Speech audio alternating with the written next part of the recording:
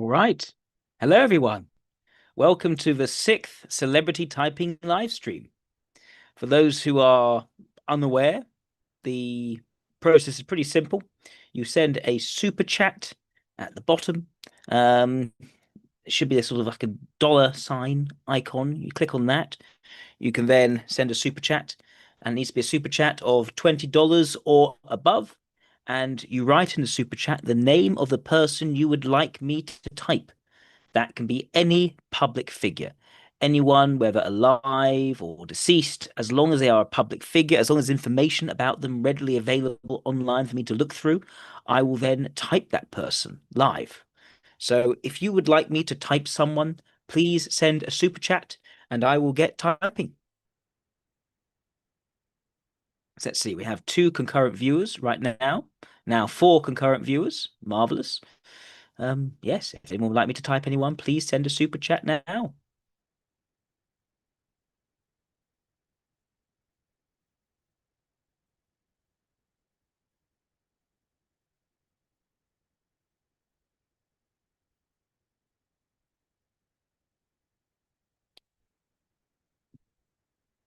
Hmm. And while we're waiting for any super chats, if anyone has any questions I can answer in the meantime, please feel free to ask any questions. Yeah, 5 concurrent viewers, fantastic. Yes, if you're not aware already, if you'd like me to type anyone, just send a super chat with $20, and I will type the name of I'll take the person whose name is included in that super chat, and just has to be a public figure. That's the most important thing. Can't do anyone who is private, anyone anonymous. Um, oh, thank you, Pale Valkyrie. Russ Hudson, a prominent figure in the Enneagram. That should be interesting. Hmm. Let's see. Russ Hudson. Let me just share my screen so you can see what I'm looking at.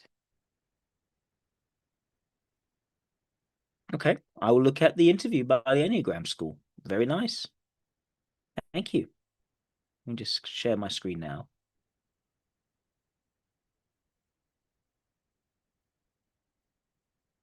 All right, good. I think that's sharing my screen. Russ Hudson. Let me find a little bit about him first.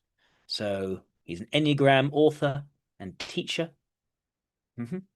Groundbreaking author and teacher of a complex potential using Enneagram beyond personality typology. Sounds like my kind of guy, just a different typology. Let's see.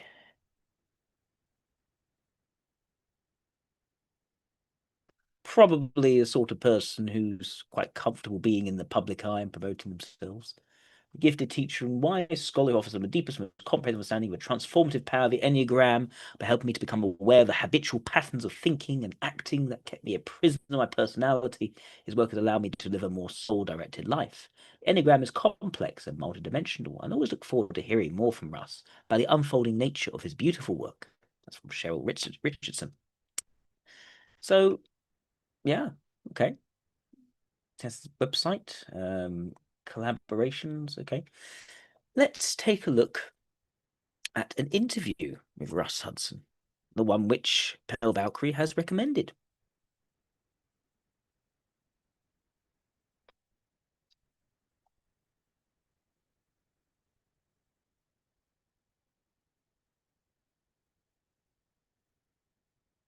Hmm.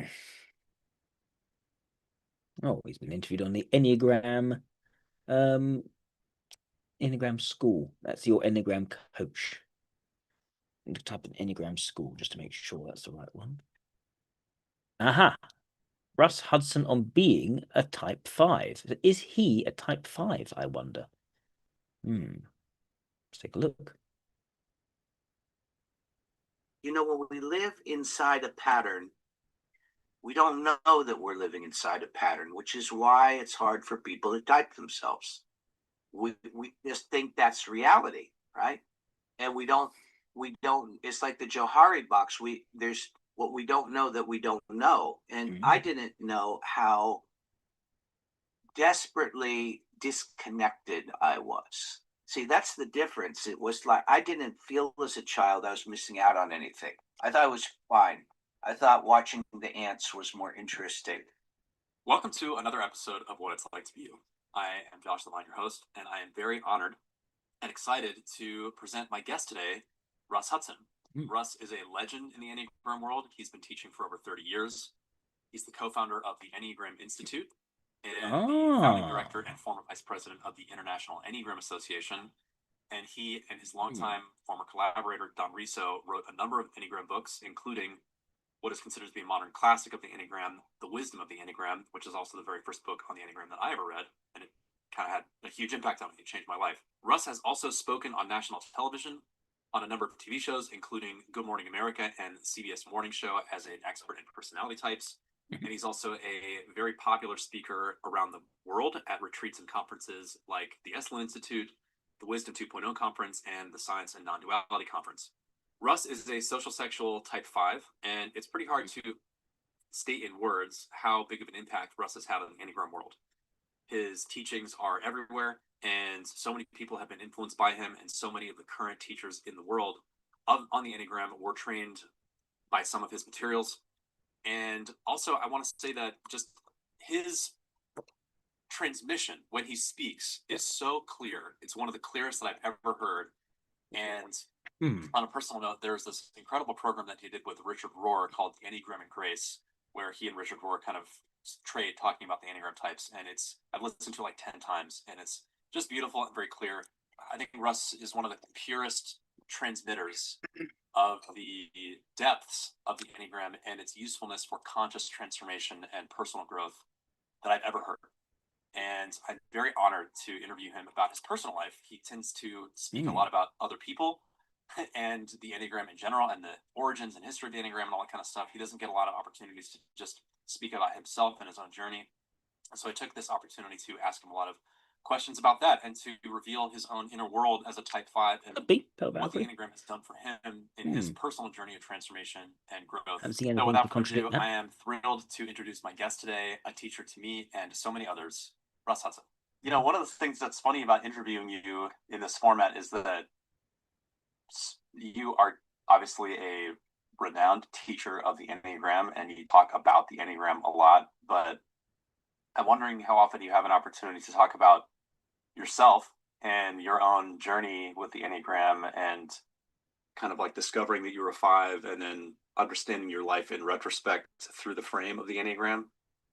And so I think what I'd like to do is start with a pretty open-ended question of, can you talk about just your personal Enneagram journey? How did you discover that you were a 5? What did it make sense of in your life? And then we'll pull some themes out from that and go from there. Okay, sure. Well, I think to answer that question, I have to take into account that I kind of backed into the Enneagram typology. Okay. I'm not yet unlike most people, I was doing the fourth ways teachings first. I was in the Gurdjieff work, was working with the core lineage of the Gurdjieff work, and we didn't talk about Enneagram types. There were not Enneagram types in that framework, but we did have teachings about what's called chief feature, and I had heard various rumors. I read that first article about Ichazo's work that was in a book called Transpersonal Psychologies, which I acquired in the 1980s. And it was interesting, but it didn't grab me exactly. I was sort of curious that people were using the Enneagram in a very different way than how I had learned it. But then it was Don Riso's first book, Personality Types, that I went through and read, and I thought, wow, this is really something. This actually would be very useful to anybody doing inner work. And like a lot of people, when I first read his book and was thinking about it, I thought it was a 4. And, a lot of people, partly I joke about that because, a lot of times when people are seeking out a self-help book, they're not usually in the best part of their life. You don't get a self-help book because you just won the lottery, or you got a fabulous new relationship started. It's when you're down in the dumps and you're trying to figure out how to not, spiral down, that you're in that part of the bookstore. And you know, I was in a bad place when I found Don's book. I was having a tough time. And I read it, and I read about what he was saying about the four. Oh man, that's me. I didn't really, like a lot of people, I didn't think that that's not how I had always been. It was how I was at that time. Sure. But you know, me finding myself as a five was a bit of a process. And I always tell people, you know, you don't get a gold star for figuring your type out right away. And a lot of times you might be right, but you might not be, and you have to hold that as a possibility. Um, but when I met Don Riso, his take on it was, you know, I'm not sure that you're a four. I'm not sure what you are, but I don't think you're a four. And so I start working with him, and we were having, you know, day-to-day interactions. So he was having more of an opportunity to observe me, and I was learning it better. And partly we started to see how something that I think is still an ongoing process in the field, how you set up the parameters for what defines type. You can make it too tight, and then it will usually strongly resemble you and your preferences. We when we're teachers, we tend to deify our own qualities and make that, this is the definition of my type. It looks just like me. But there might be variations that don't look like you. And so the other side of it was, is so loose and sloppy, anybody could be anything, and that's not helpful either. Yep. So how do Exactly. you work that in a way? And what we saw was that the description of the five was a little narrow. So, you know, unless you had, you know, masking tape on your glasses and, you know, a pen holder and a slide rule, you know, you weren't a five. You know, and I thought, well, you know, there's a lot of things about this that do fit me. And as we explored it over, gosh, like 2-3 years, it came to the conclusion that five was the central piece. Why? It was also, I Why? think, what helped me figure it out. And when I'm teaching the Enneagram, I'll mention this. It was the inner lines. Like if I was a four, my inner lines would be two, and should see a lot of two, and one, and I should see a lot of one. Not really. I mean, once in a while, but that wasn't a main feature of my personality. Whereas then, oh yeah, there it is. Eight, oh yeah, there it is, and that really helped.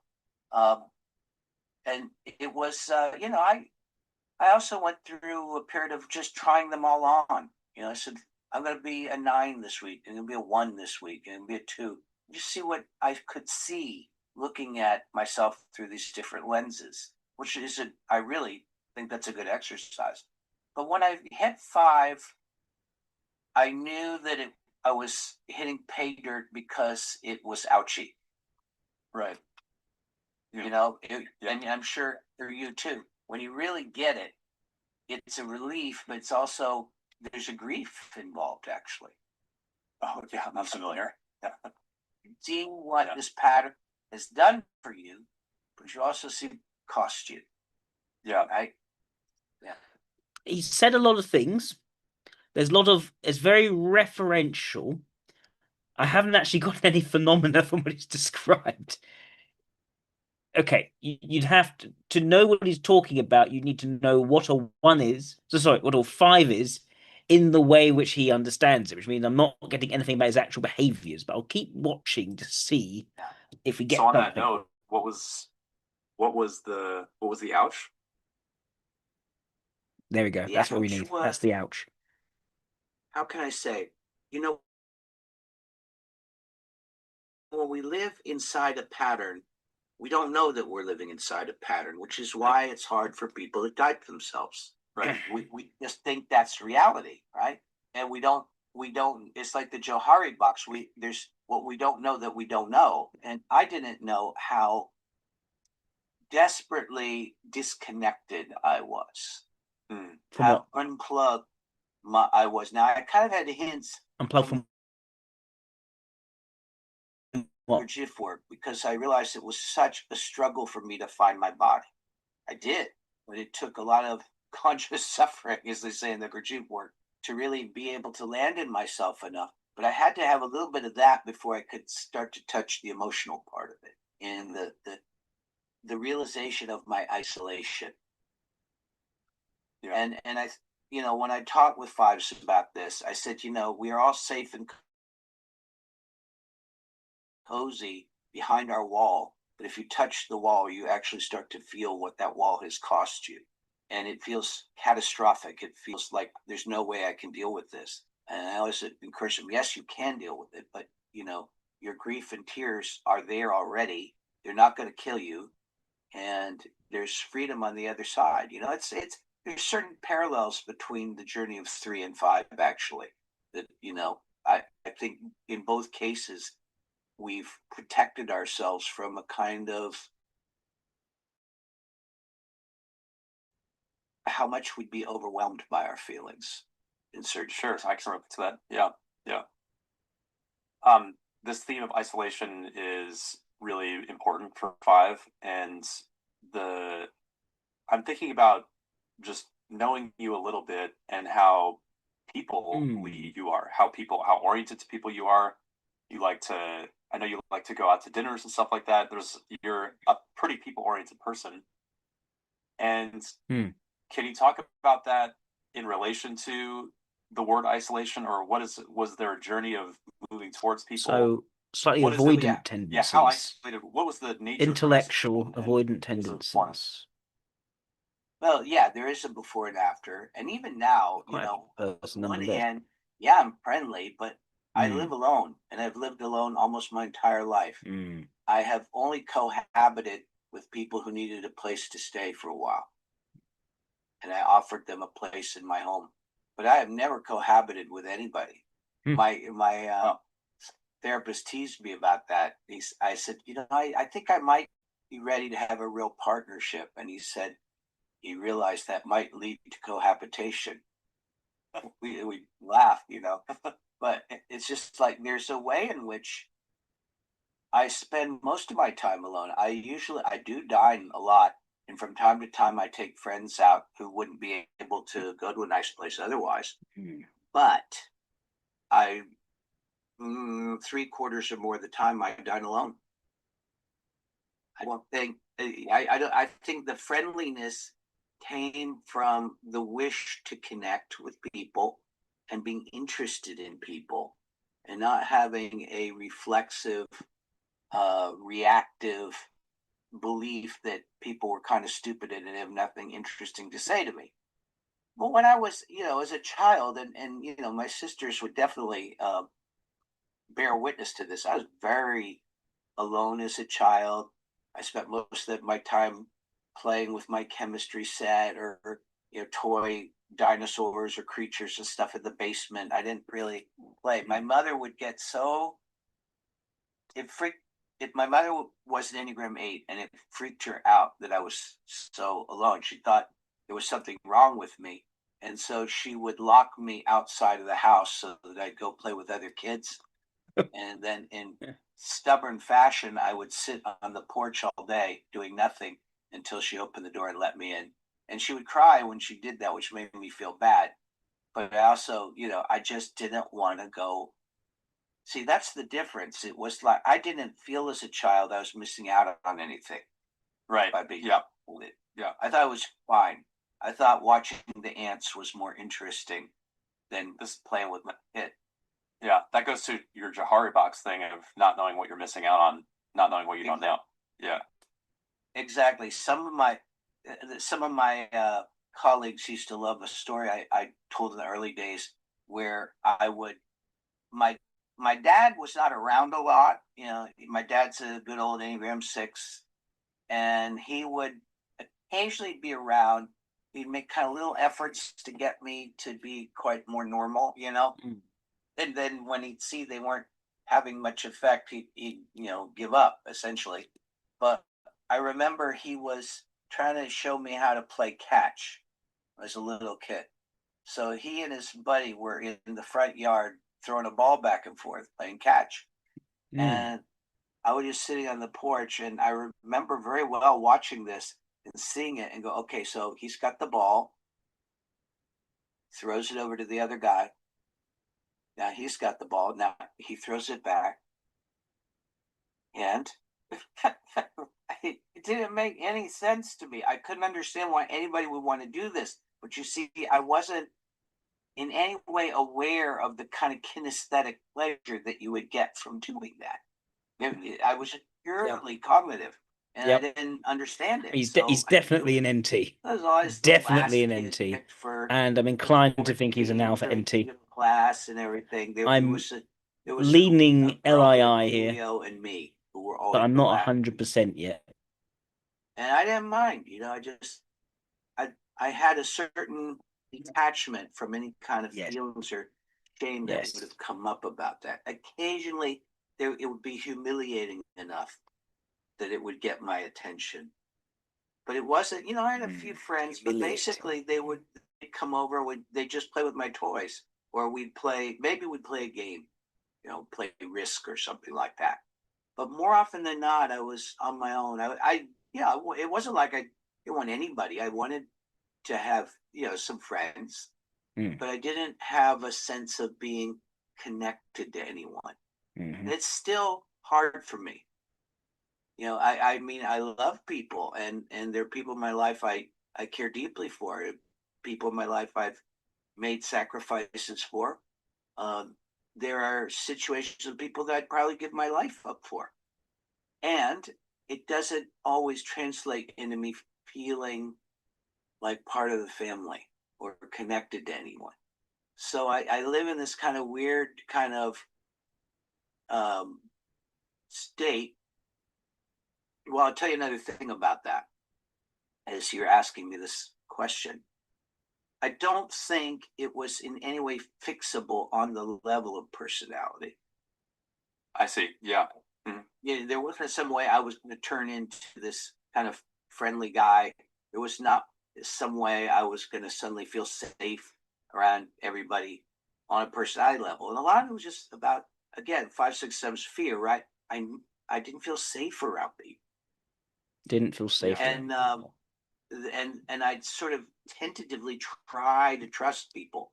As I developed more presence and could be embodied more, it was more feeling the connection of everything, which is very different than being able to feel like I'm a welcome member of something. That's the thing. He became more embodied over time. He developed his introverted sensing. He moved from introvert intuition to introverted sensing. But the extroverted ethics part, it still eludes him. He's not quite able to do that himself. The feeling of belonging with others, something he needs someone else to create for him, it seems. Of a family, of a relationship, a partnership, anything. So, it was, I had to kind of get to a very deep place to be able to break out of the box of it and actually go out and engage people. The big breakthrough, actually, the one that I see as a kind of a huge turning point. I mean, I had some from the Gurdjieff work and from the embodiment. I mean, I'd also add that from what I know of 4, it's quite strange for an ILE to relate to 4 first, but that is an LII that's actually quite feasible. And from just developing a little bit of confidence at college and stuff like that, I had a certain narrow focus of friendships and so forth. But when I met Don Riso, we started going and doing certain work together. We started going to 12-step programs. Now, I wasn't an alcoholic or an addict, but I realized I came out of that background.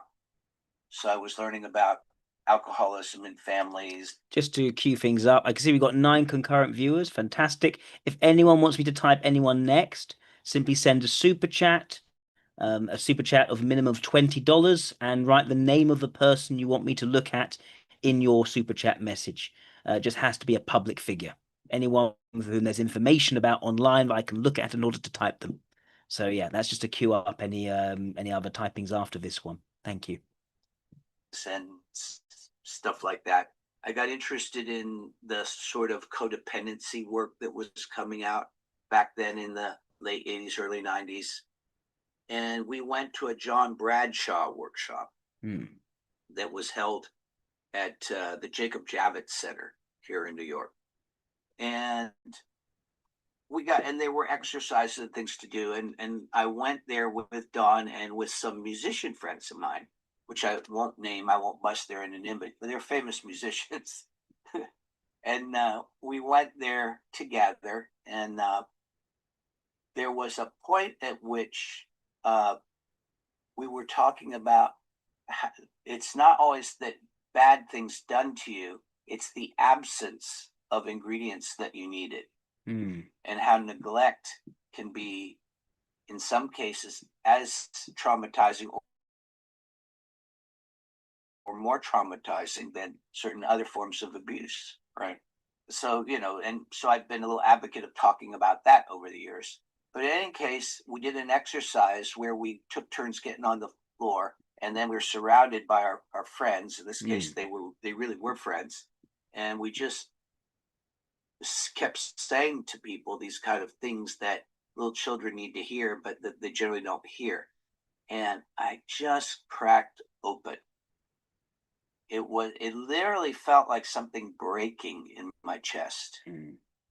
It wasn't like it wasn't just some tears. It was like emotionally vomiting almost. Yeah. It was my chest cracked open, and just all of this grief and sadness and need and all this icky, messy stuff that I did not want to deal with, just gushing out. And thank God I was with Don and these good friends of mine who were there holding the space, because I was a mess for days. But I lived. And it was just, in terms of psychology, I mean, I could, in hindsight, say, oh, that was schizoid detachment that you just passed the other side of. Yeah. That's Was it schizoid detachment? It sounds more avoidant from the sound of it. It sounds more like that. A schizoid has no interest in interacting with others. They just do not need it. This guy, it's not feeling safe around people. It's not feeling like he belongs. It's not feeling like there's a connection there. But the feeling that he's losing out by not having that connection and not feeling safer, it sounds more avoidant than schizoid. I don't know about schizoid. What a schizoid would not feel this need. I don't know. I have stories from my Enneagram journey that are similar, where I shared something, exposed myself for the first time, revealed something about myself from my past that was a secret that I thought would take with me to the grave. And, things about deceptions and dishonesties in the past and stuff like that. Just the breakdown and the cracking open and being witnessed in that state and being held in that state, that was really powerful and important for me. I could see a C for Josh Levine, by the way. Were you able to, I can see what you mean. Able to receive other people's holding of you in that moment? Yeah, I in that moment, yes, I needed it. These were people I trusted, people I respected, and they had the love and power and intelligence to let me go through it. Nobody would fix it, which would have been good. Right. And they were affected. I mean, they all had tears, They were, my grief was so enormous. I think they just were carried on the wave of it. But I think that I was able at that time. I would say it's always been, I don't think anybody really receives easily. I think everybody, something we all have to learn. There's no Enneagram type I can think of that says, oh yeah, I'll receive. Nobody knows. Right. All terrified we're going to lose our autonomy, we're going to lose our independence if we need anything from somebody. Oh my God. But I think that. Yeah, I think LII is the best typing here. It's interesting. another giveaway is the lack of cohabiting. And Lee is very comfortable with cohabiting. They don't mind squeezing into the same space up. They don't have a good sense of personal space. Their problem is even with cohabiting with people, they still don't have the depth of connections. Whereas an LII, you can see there is introverted ethics in there. You know, he knows whom he respects and whom he's, has a sort of more personal connection to. Just he's struggling to belong despite where he has these particular connections. And the cohabiting issue is very clear. LIIs, because their sensation is stubborn, it's important for them on their terms to feel safe in their space. And that can be difficult when it comes to then cohabiting. The good thing about an ESC is that an ESC has a lot of ability in regards introverted sensation, but they're very flexible and they leave the limitations around introverted sensing to the LII. All right, so yeah, I think LII makes the most sense, and yeah, I don't see any extroverted sensation in this guy either. Um, yeah, LII I think makes the most sense from what I can see here. A guy oriented towards theory, who understands the idea of types as having boundaries, where sometimes the boundaries are too restricted and sometimes it's too loose and it doesn't mean anything. And for him, it's clear distinctions are necessary. Things do need to mean different things. And he seems to be very comfortable in that space. As his guys, Josh Levine said, he's one of the clearest communicators of the boundaries in and around these types. So it's clearly a gift of his. He's very good at doing that. He's good at systems, he's good at structures. He likes to see things as detached from them, and understanding how they fit together and make sense, like watching the answers is another example of that, seeing the structures and processes in action, but without really feeling that emotional connection. And the key point, the differentiating him and the Nile is that he, the first thing he started to work on was embodiment more, being more into his body, but the feeling of belonging with people remained as a difficulty for him. The sense of social engagement remained a difficulty for him. So yeah, I think LII makes the most sense from what I can see. Thank you. Thank you, Pale Valkyrie. Let's look now at Brett Cooper. Thank you, Inity6. Let's take a look at Brett Cooper. On the Brett Cooper Show. Ah, wasn't she on the Daily Wire? But she's now got her own show, I guess. Don't know. She's on the comment section initially. Now she does the. Let's see what. Let's see what we can say about her. First of all, she's a commentator. Ah,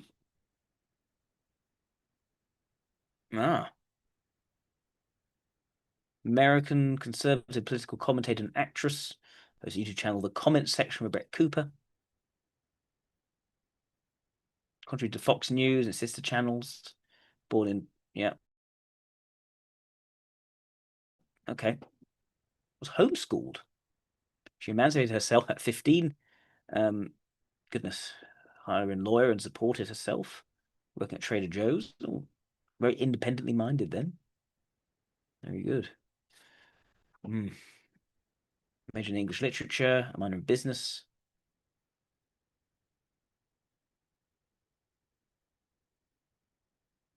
She starred in 3 films and 5 television series prior to signing with Daily Wire.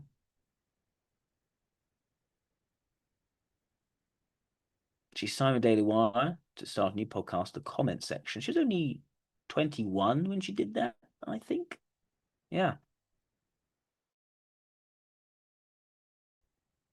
Aiming at Gen Z. The trailer show sets out she's reading comments, making a statement what leftists are saying, pushing back against liberal ideas. In reality, she just picks a topic of conversation and shares her opinions.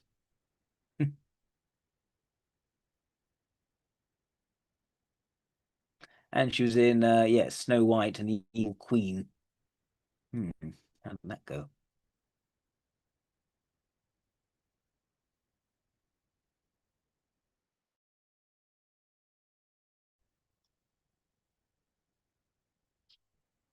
Right, and she.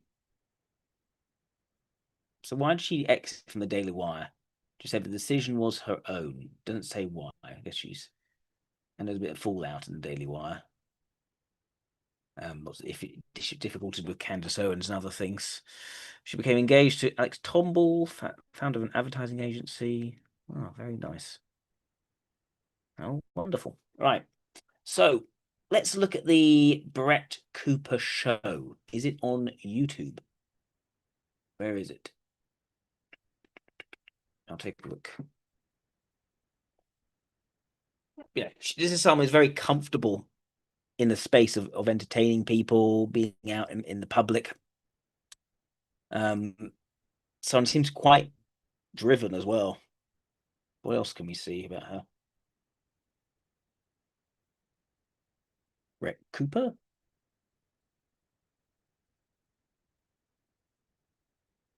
Her thoughts on the conservative civil. That's interesting.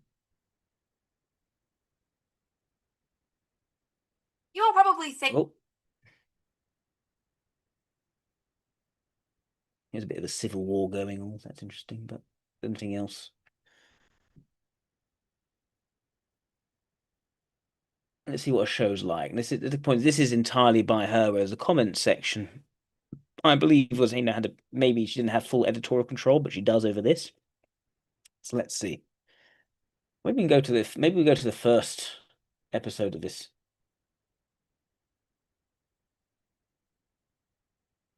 Oh, it's a trailer. Let's see the trailer. After weeks of speculation, Brett Cooper has left. Oh, looks like the rumors were true. Cooper's departure has caused quite a stir. The internet is absolutely melting down. Brett Cooper did, in fact, announce her exit. Brett Cooper announces she is leaving the Daily Wire. Brett Cooper is officially leaving the Daily Wire. Okay, that's not telling me anything. Let's try this one.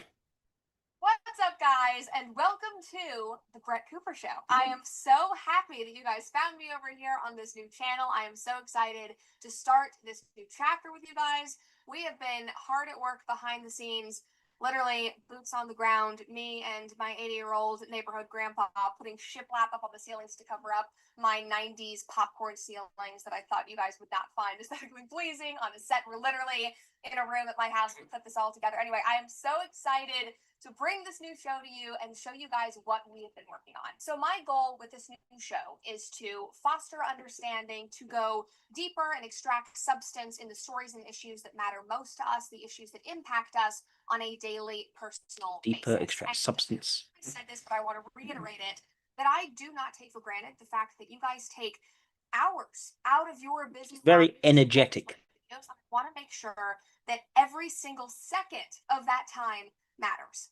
I want to make sure that every single video I put out leaves you feeling more confident or empowered or smarter or more inquisitive about the world. And so because of that, we are going to be doing less frequent episodes. We're not going to be chasing the news cycle as much. I want to make sure that every single episode is intentional. This first season, in my eyes, is all about understanding where we've come from, where we're heading, and trying to fix the obvious disconnect between the generations, between values, and so much more. So I hope you are ready for even more hard truths, deeper dives than we have ever gone before, insightful interviews, and of course, lots of laughter and levity, because it would not be a Brett Cooper production if we were not having fun through it all. But for this first episode of season 1 of the Brett Cooper Show, I thought that we could just keep it simple and keep it between us. And I realized I just said keep it simple, but this episode kind of is not simple at all. It actually might get me into trouble, but we do need to talk about how the right runs the risk of literally losing everything we've worked for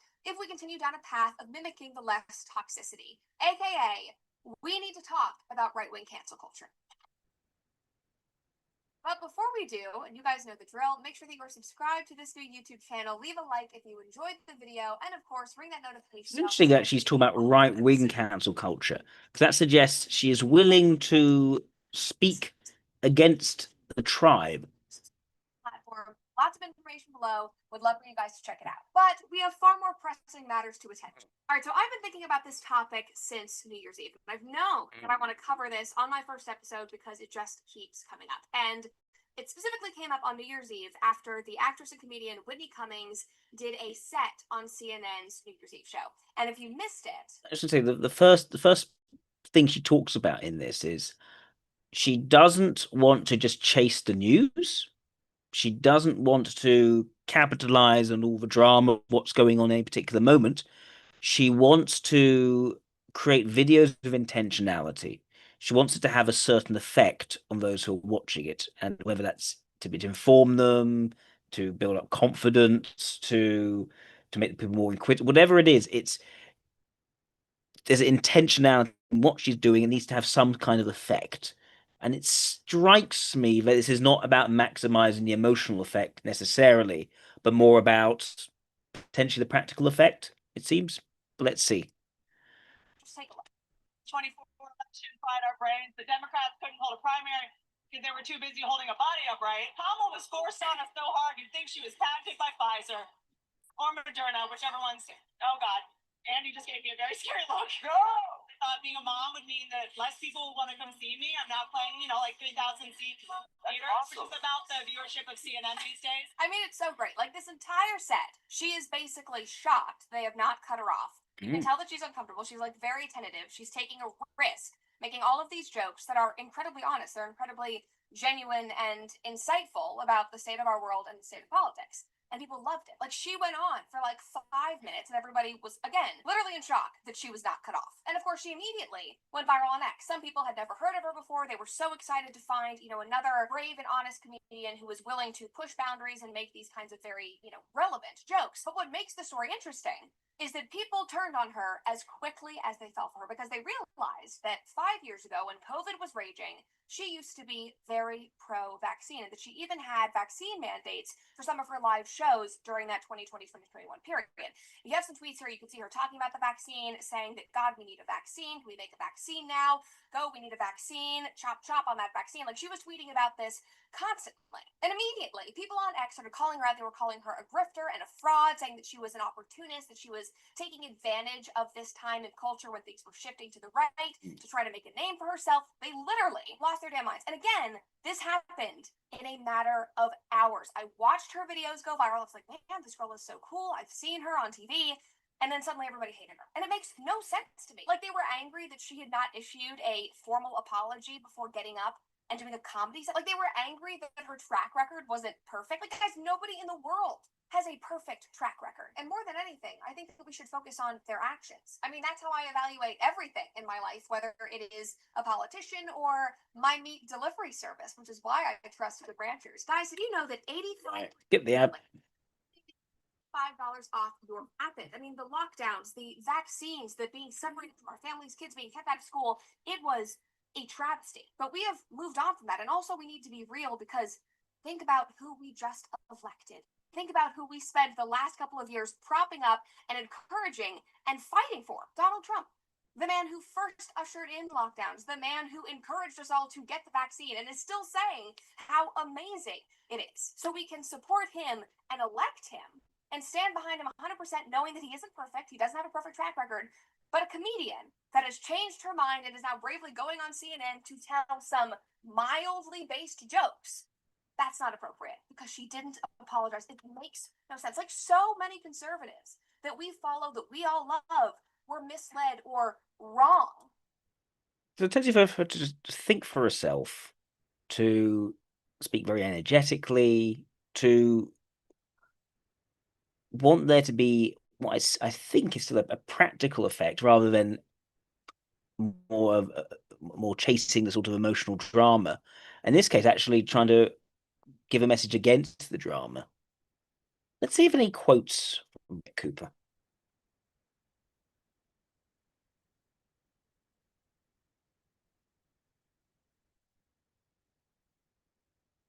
Hmm.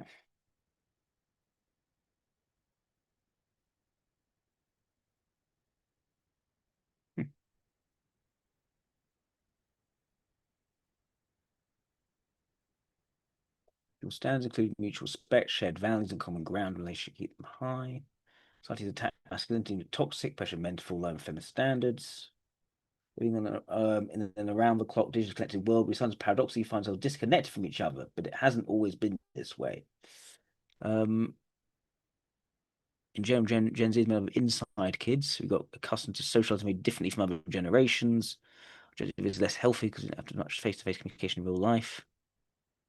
Myself to immeasurably high standards and almost radical kind of responsibility for my life. I see. Measurably high standards with radical responsibility. So independent mindset, the high standard side suggests some degree of potentially detachment from the realism of what she's doing to a sense of how it ought, well, how it would be ideally.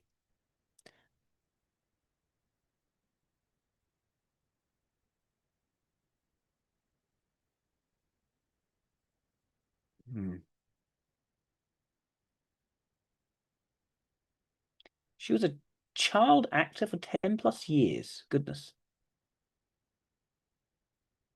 So why was she a child actor? Well, so that's another thing. She was a child actress. Why did she want to do that? It was an entertainment industry. She was in films and television series. So this is second nature to her to be in entertainment.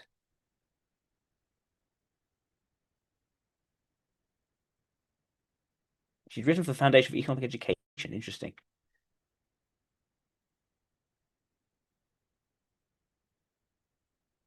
Brett Cooper reacts to Brett Cooper. I'd like to see that. I'm going to see that.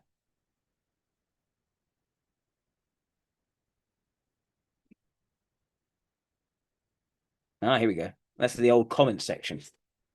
I'm Brett Cooper. Today, we are doing something a little bit different. This is not a news story. I'm going to be reacting to my own content and reading my own comments, but it is not my traditional social media YouTube content. I'm going to be watching some old acting scenes of mine that people found and put on the internet for all of your enjoyment. But before we get into it, you guys know the drill. Make sure that you like this video, subscribe to this channel, and ring the bell so that you never miss a comment section of it. It's happening. She's not watching myself. I did an audition. I never wanted to see it. I would just act. I would do it. And I would go, I don't really care. It's just and then I would just like send it off, even if I was like in a TV show. So obviously I knew that I was somewhat good because I had gotten hired. I wouldn't want to watch it because it was so uncomfortable. I obviously have gotten better at that because I do think that in order to grow and in order to figure out what you need to do better, you have to be comfortable watching it. I can now look at myself without totally cringing. What do you call that? She doesn't take herself too seriously. Great scenes that people have put online for your enjoyment and that you all... She holds herself to a very high standard nonetheless. I see you all in the comments. So these first couple of scenes are from the television remake of the movie Heathers. It is a cult classic with Winona Ryder and Christian Slater. Paramount did a remake of it in television format. If you guys know the film, I played the new version of Martha Dump Truck, and we renamed her Trailer Parker because I lived in a trailer park, basically, and so everybody bullied me, and that was my name. And I acknowledge that this is super weird. It's a very dark comedy, and so trigger warning if you don't want to see me jump off some bleachers, I guess. So anyway, here's this first scene.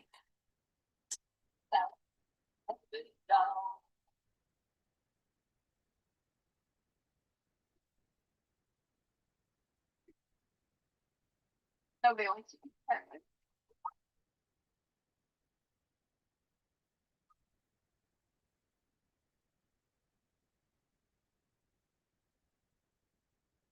Brother, man.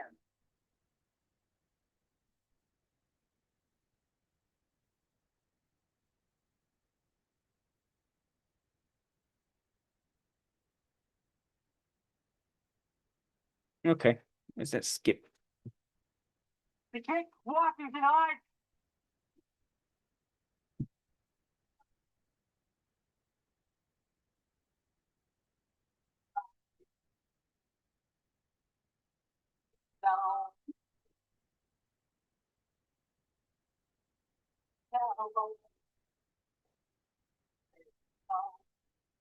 So, for some context, my character gets bullied relentlessly, and there is this like suicide prevention campaign going on at the school because I'm poor. My character is poor. I'm not able to afford the t-shirt, so I make my own that says "I am suicide." Everybody makes fun of me for it. When I can't find anybody to sit next to on the bleachers of the football game, it's kind of like my breaking point. I attempt suicide. I jump off the bleachers. I survive, and I end up in a wheelchair, which is just worse for Trailer Parker in general. We shot that. It was a night shoot, and so I think we started filming around 11 p.m. Maybe was when we like actually got the camera started rolling, and I was probably out there until 6 a.m. I remember falling asleep in that position with a huge, huge camera over me going up and down, up and down. I probably had a crick in my neck for weeks after that. But anyway, let's see what people have to say about this. Somebody says, "Did Ben Shapiro just fall from those bleachers?" There's a lot of those in here. Without any other context relating to this movie, I am very confused. Oh yeah, they keep on comparing her to Ben Shapiro, don't they? Of what was going on, because it is very confusing. Another person says, "Brett, after the 17,495,236 the non-binary reaction video." Yeah, reaching my breaking point, guys, but I do it for you. It's a thankless job, Morty. This is an interview. From the Heathers that somebody uploaded. Actually, this is from the Paramount Network. I'm gonna go to an interview. Let's see. She likes to talk about a lot of things, basically, but the real reason. Oh, interesting. Oh, how about this one? Have you ever talked about what happened with your brother that passed away? I felt so guilty turning 17 because he did not get to live longer than that. Do you think that your brother losing his identical twin This seems better. Schizophrenia, or were there signs of this before? It's directly correlated. I found him passed Give me the out from information, targets I think. after overdoses, but we're basically all one traumatic event away from losing our minds. I think so many of our societal ills would be healed by people realizing that their life is not determined by, the consequences of their childhood or their parents or their current circumstances.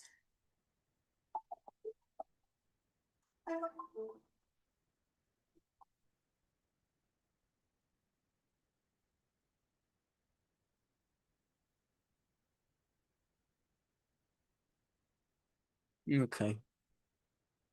So while we do touch on those things, it was important for me to. We both got our color analysis done this year, and we're both winters. Yes. So I have to know how much of your wardrobe you have changed. Like, how committed have you become? I don't think I am fully committed. It definitely now impacts like day-to-day decisions when I'm buying things, but I didn't go through and do like a whole closet clean out.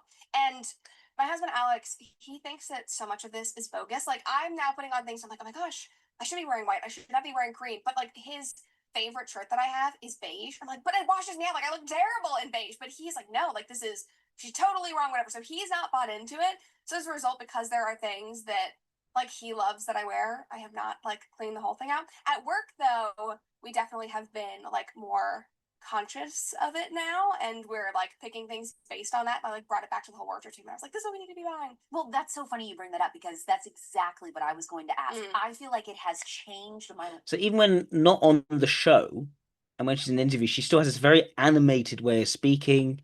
There's a certain charisma and likability to her. She seems very comfortable expressing herself, and I know she's talking about colors of clothing, and she's fine talking about that. It's also interesting that she's quite okay.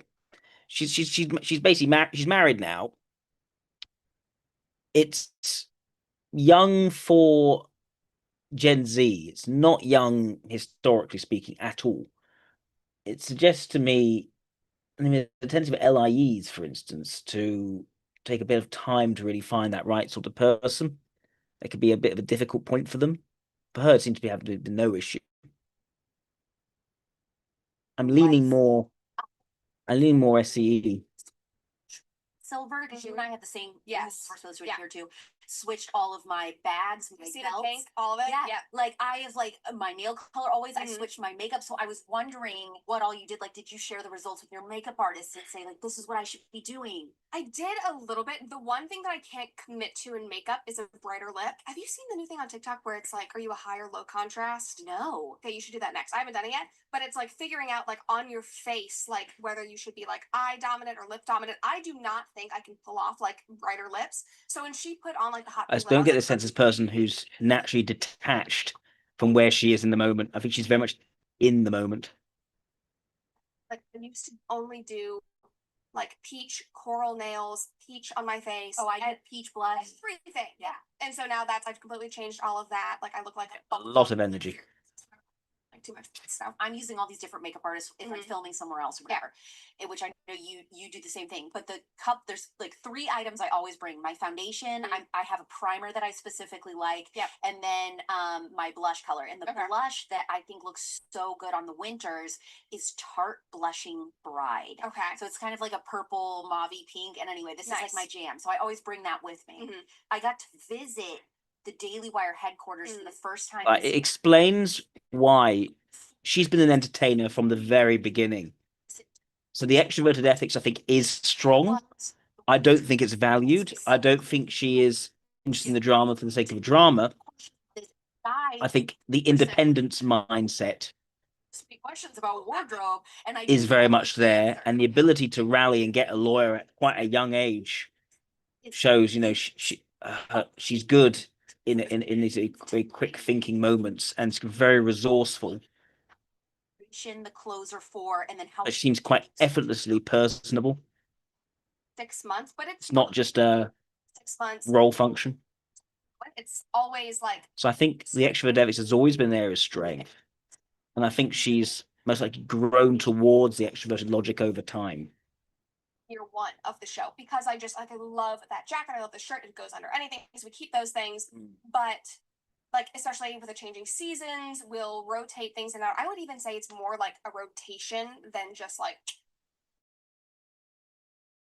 we're getting things out. So there are definitely certain pieces that it's like in the summer, like I won't see these for 6 months. We'll bring something back that again I've had for 2 years. I'm like, oh my gosh, I love this. But yeah, I would say about 6 months ago they start adding new things in, and then we kind of do it like an assessment. My producer will come in with me and we'll like sit down with wardrobe and we'll go, okay, is this like fitting where Brett's at right now? Do we want to like change this? We did a big set redesign in December, January of last year. Well, they had it done by the time I came back from Budapest. We like launched it in January. She's fine talking about this stuff. This is very appearance-oriented stuff. Yeah, so do you guys sit and think about what's going on in your personal life, and should your clothing reflect that? Not really. Like when you got married, were you like, her look should change a little bit because she's now married? Like, was there stuff like that already sort of happening? It wasn't like, okay, now I need to dress this way. Like I think when we started the show, I was definitely like, I want to be more casual. I want to be in hoodies. I want to be comfortable. And then as the show grew, and I think I matured, and then we, you know, the show kind of started evolving with me. Then I was like, okay, I think maybe like let's throw in some blouses. Let's try something new like that. I got like a call from my mom.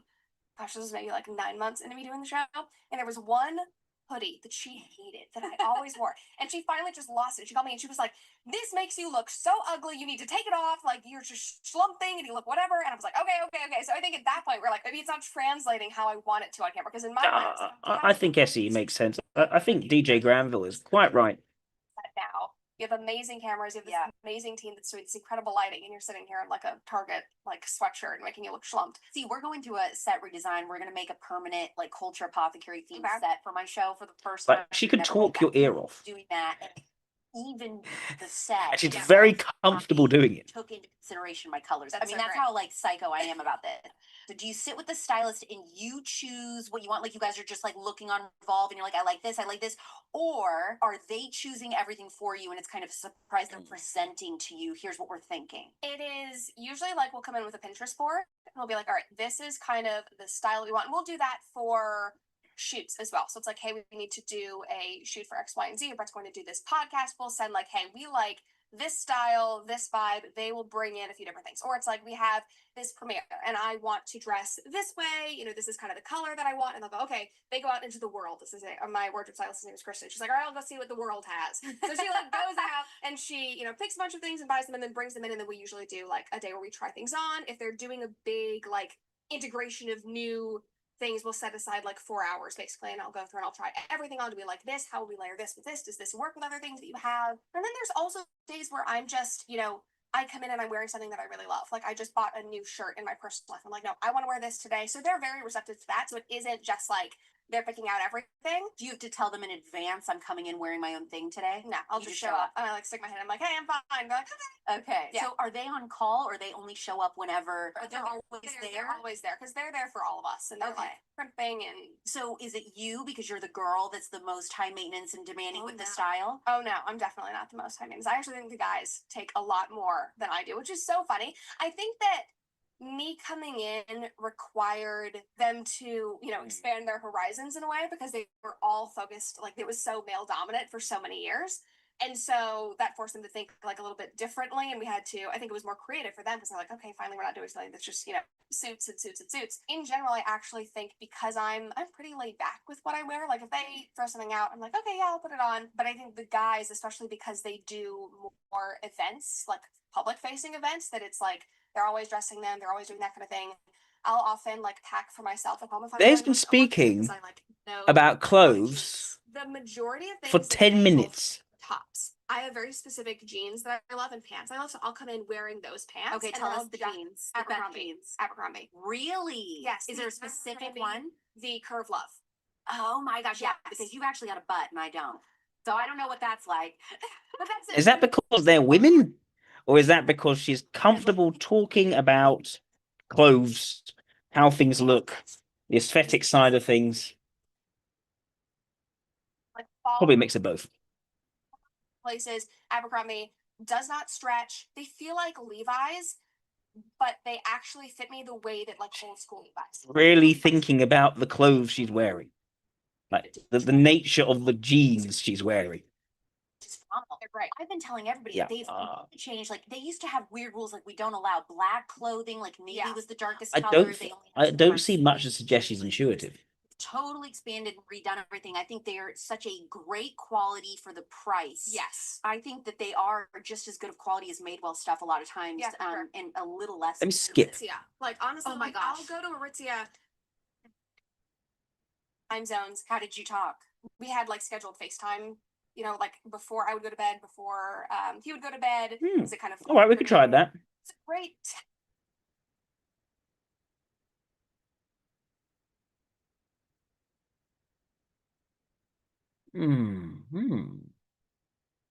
From the beginning, I sat in a meeting with Jeremy and Caleb and the whole team, and we pitched comment section. And we had produced a pilot, and the marketing team and the social media team was developing it. Yeah. They brought me in. I could have been fired at any moment. If they had not greenlit the show, my job would have been axed. I had nothing else to do. Well, my show would have been axed. I would have been axed. Sat in this meeting with Jeremy. We played the pilot, and he got through it. We watched all three. You know, and looking back on it, it's terrible, terrible pilot. But he looked over at me. He was silent. Still very energetic. Contemplating things, and looked at me. And he said, I don't understand this show, but I know other people will. Yeah. I don't understand the show, but I know other people will. So because it's casual, it immediately socially connects with people of that, and she understands the audience very well. Phenomenon, but in the prepared manner that many people who are explosively successful are prepared. Brett started acting when she was very young. She was very dedicated to her pursuit of her artistic career. She was aided in that. So we got 11. Efforts of her mother. Just a quick thing. We've got 11 concurrent viewers. If anyone wants to queue up the next person for me to type, please send a super chat. All we have to do is click the little dollar bill icon and put in $20 minimum. The more, of course, the more like I'll prioritize a higher payment over less, but $20 is the minimum. And yeah, please write the name of the person you want me to type, and I will type them next. Thank you very much. But by the time she was 10, she had a pretty decent CV on the acting side behind her. She spent a fair bit of time in Hollywood, expanding her abilities, protected from whatever toxicity that environment might offer by the aforementioned commitment of her mother. And then she got a stellar opportunity, but also had set that up with Daily Wire. she had worked with Dennis Prager and some other conservative organizations making short form social media content and learning how to do that. And that's a real skill in and of Short form itself. social media content. Understanding how she's a very good communicator. She's adapted to both forms very effectively. Wrapped up longer, but took plunge and has produced out of whole cloth a spectacularly successful YouTube channel, and with about 4.5 million subscribers, that's been built up in the short span of a couple of years, and also has a plethora of exciting acting opportunities arrayed in front of her as a consequence of her partnership with the Daily Wire. And so join us for all that. So you've made a big splash in recent years. That's what I've been told. Yeah. Yeah. Why? Why do you think that is? What are you doing that's working? I think I'm filling a niche that I myself wanted and that I was lacking. Growing up, I didn't have influences online that I felt like spoke to me, that shared my values, like a common young person with. Oh, she's slowing down values. here. I did not see that. A little bit. I was not surrounded by that whatsoever. And so when we created the comment section, when I came to Daily Wire, I wanted to reach young people in general, but I specifically wanted to talk to young women. Yeah. And is that fundamentally your audience? No, it's growing. It's becoming more female oriented, but it's always been more male dominant. I think that's just because more young men are on YouTube. Yeah, well, that's a big thing to fight against, so to speak. Yeah. And I think last time I looked, which is a couple of years ago, like YouTube. Oh, Isaac, don't nix it by telling me what you think. Oh, but thank you anyway. When I meet fans in public, Sure, I'll do Lucy Pie next. Obviously, I'm thrilled to meet all of them, and they're always such kind and interesting people, and they always, share interesting stories. But the people that speak to me, Look how colourful she always is. What are they telling you? They thank me for sharing their values on such a public platform. They thank me for showing that it does not have to be scary to espouse common sense and traditional values. They say you feel like a big sister that I never had, or like a little sister, or you give me hope for my daughters. And it's incredibly touching. I was just talking about it while I was getting my makeup done, but I am incredibly blessed and incredibly grateful to have been given the platform that I have. Yeah. Great. I'm honored. So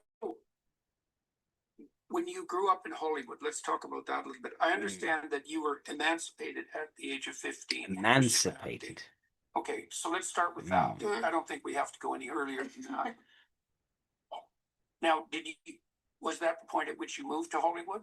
No, I moved to Hollywood when I was 10. When you were 10? Started where? From Chattanooga, Tennessee. Oh yeah. Mm-hmm. Okay, then I guess you have to start. I have to go back to Florida. Well, I would say so. How was it that you, and I presume your family, decided that it was a good idea to move from Chattanooga, Tennessee to Hollywood? Like what was she pushed into this, or did she want to? I'll get into a lot of it. The short of it was me. I felt like I needed to perform, like I loved telling stories.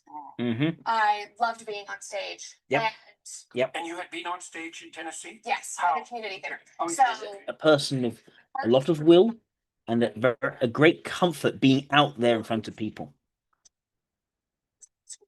That's right from the beginning. With like younger siblings to get up on stage, do a little munchkin dance, and be in this high school production. One of my mom's friends, whose children also went to this private school. I don't think LIE. I don't. 6'5", would she like to come and be in this? I was terrified. I was deathly shy. One of my brothers had passed away the year prior, and it had absolutely wrecked my family. Just absolutely cracked us open, and I was reeling from that. My family dynamic was completely different, and I just shut down. and did not want to get on stage, had no interest in doing it. I remember we were doing construction on our house and trying to do that, and I would hide in like a credenza like that, and I would get in cabinets and hide. I was just like, I don't want to be seen, don't want to be heard. And my mom was noticing that and was making a conscious effort to push me. Go in and speak to somebody in a gas station by yourself. Here's $5, go buy a candy bar. And so when I was just absolutely, I don't want to get on stage, I don't want to do this, she was like, well, no, I think that this is something that you should do if you're afraid of it. And I got on stage and I've like never felt that way. And she said that me being on stage, I just came alive. And that's how I felt even at 6 years old. That was at 6. That was at 6. Okay, so what performances did you undertake after that? I did multiple. Very interesting. She'd hide in the cupboard, losing her brother. Then I was begging my mom to do more. I was like, let me find other things. Can I do a community theater production here? She was originally from Atlanta, and Atlanta was 2 hours away. Could I go do Annie? Annie is being, produced in Georgia. Can we drive out there and I'll audition because I really want to play, the little orphan Molly in Annie. The Atlanta Symphony and Opera, I started doing like singing lessons. They were doing La Boheme at a children's choir. Please let me go audition for this. Wow. And so my mom would put me in the car and we would drive. So self-driven. Dance classes, and I just came alive, and there was nothing that I loved more. And why did you like performing? What did it do for you? It gave me an outlet to express things I didn't feel comfortable expressing at home. What kind of things? I think it was less of a specific emotion, and it was more of I was just able to be completely openly me. I was able to put myself in other people's shoes. It's like that Atticus Finch quote where you get to shy. Goodness. A lot of SCEs will tell you that they're shy, and I don't believe a word of it. To put myself in character circumstances that were completely unlike my own. It was an escape in a lot of ways. Well, it's play. It is. No, and I mean, kids love to play. Yeah. And even though we don't really let them anymore, I think that's why they play so intensely when they go off to university. Sure. And switch roles and transform identities. Sure. Yeah, I think most of it's repressed play. Not most of it. Much of it is repressed play. Yeah, well, you have to play a lot of roles before you find your part. Yeah. Right. And that's what kids are doing. That's what they should be doing between the ages of 2.5 and that really intense play period lasts probably till around 10. But then there are variants of it in adolescence as well, as people find their way and find their role. And what you were doing was a very structured variant of that. And I think I needed that because so much of it was suppressed at home. I think I was constantly trying to make myself as small as possible to not rock the boat. My entire life because of how upset things had become. Yes. And in the aftermath, particularly. Yes, after my brother's death. My parents, their relationship was not great at the beginning, and they stayed together for me. My brothers are all older than me, and so the death in the family just broke that open even more. And so I knew from a very young age, I was very self-aware. I knew that they were staying together for me. It was very uncomfortable, and I just wanted to cause as few problems as possible. And ironically, that turned into then me traveling around the country doing theater, causing problems, logistical problems. Yeah, right. But those are those are better problems than pointless and horrible problems. Yeah, they were fun problems. They were adventurous. Okay, so you accrued quite a lot of experience by the time you were 10. Yes. All right, and then so your family up and moved to my mom and I did. Your mom and you. Yeah. Oh. My parents' relationship, I would say, was already on the fritz, like I said, and I had been working in New York a little bit while I was 9 or 10. And I don't know if I've ever told this story on a podcast before, but she does the big 5 personality. That's interesting. I'm thinking SCU doing what really makes sense here is someone who's in touch with her emotional responses to things. Is someone who comes alive on stage and she can just express and she processes through expression. Very important to approach through expression, but someone who also has started to really take interest in becoming more informed, in doing things for their practical effect. How does it actually help rather than what the emotions necessarily are? So it's very comfortable talking about dresses and stuff, and clearly dresses with color a lot of the time when she thinks about that. Yeah, I'm thinking, I'm just interested in this video here for the Big Five. Recurring anxiety disorder. The But result. I would say laugh or demanded. That is true. I Politeness and low. this. However, a lot. Oh, so does my mom. But we're literally the same. You've just completed assessing yourself with 100 phrases. Here are your results. You will see where you stand in comparison. Agreeableness moderately low. Very talkative, but not especially agreeable. Not especially agreeable. Is industriousness and orderliness. See, there are gamma values in it, despite that she's so social. Volatility. Openness to experience is openness and intellect. Remember that each personality trait and aspect has advantages and disadvantages. All right, so my score puts me at the 29th percentile for agreeableness. If you were one of the per se is not strongly associated with just because it's not naturally what I lean into, but I don't think I'm necessarily bad at it these days. No. Compassion, I am typical or average. It's okay. What's more spiky? Transgressions. That is true. They suffer higher than normal levels of shame and guilt when task until finished. Yes, they work reasonably hard. All right. It is a measure of obligation. High conscientiousness, yeah. Detail, hard work, persistence, cleanliness, and efficiency, adherence to rules, standards, and processes. That's a lot mixed in there. I would say I'm moderately high in, like efficiency, hard work, obligation. Yes, I'm not very detail oriented. Don't love big picture rules. But here, I mean, yes, this. Conscientious people implement their plans and sound interesting. True. All right, so 72nd percentile. Moderately conscientious people are dutiful. They tend to slog away at a task until finished. Yes, they work reasonably hard and do not want to waste time. Hard worker. Yep. To procrastinate. But she's not structured. She's an industrious person. She's not orderly. Future-oriented and reliable. That's all very true. Not usually distracted. They react comparatively poorly to failure. Yes, they tend to be judgmental and can be disgusted by their own moral transgressions. That is true. They suffer higher than normal levels of shame and guilt when unemployed or otherwise unoccupied. Yes. Oh my God. I am so terrible at having free time. If I am not doing something, needs to do something. Very gamma extrovert. Very gamma extrovert. An extremely productive family. But if I'm not working towards something, even just in my career, I feel immense shame. I can't relax. It's very bad. Even if I'm at a spa or getting a massage, it's like, okay, I've got to get home and do this. It's terrible. Yeah. But introvert sensation is not appreciated by her at all. Micromanaging. But it's there. It's still strong. It's just not valued.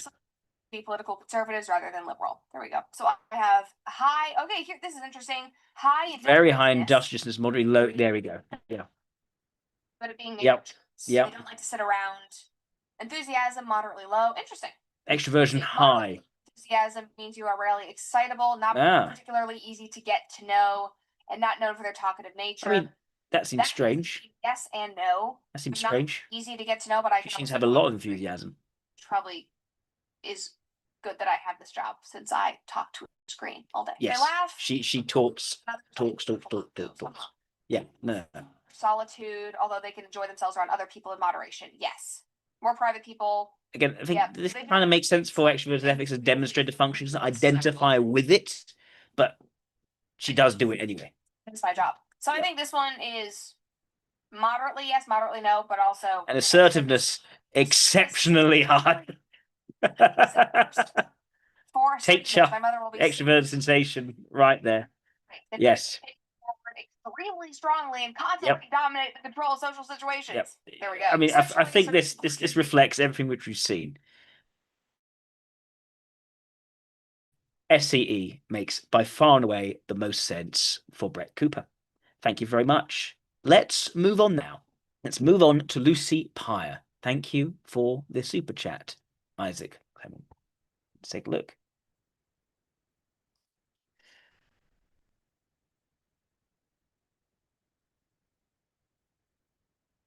Lucy Pyre. And she has a anime picture. 2D demon girl who plays video games. Is this the right person? Virtual YouTuber. I'm assuming this is the right person. On virtualfandom.com, independent VTuber who started content creation in 2021 on YouTube and debuted into live streaming on Twitch late February 2022. A demon girl is known for her degenerate men, I'm not sure what that is, and entertaining interactions with her community, friends, and style of content. She has many approaches in her content creation. So is there an actual photo of her, or is it just eternally 18 plus?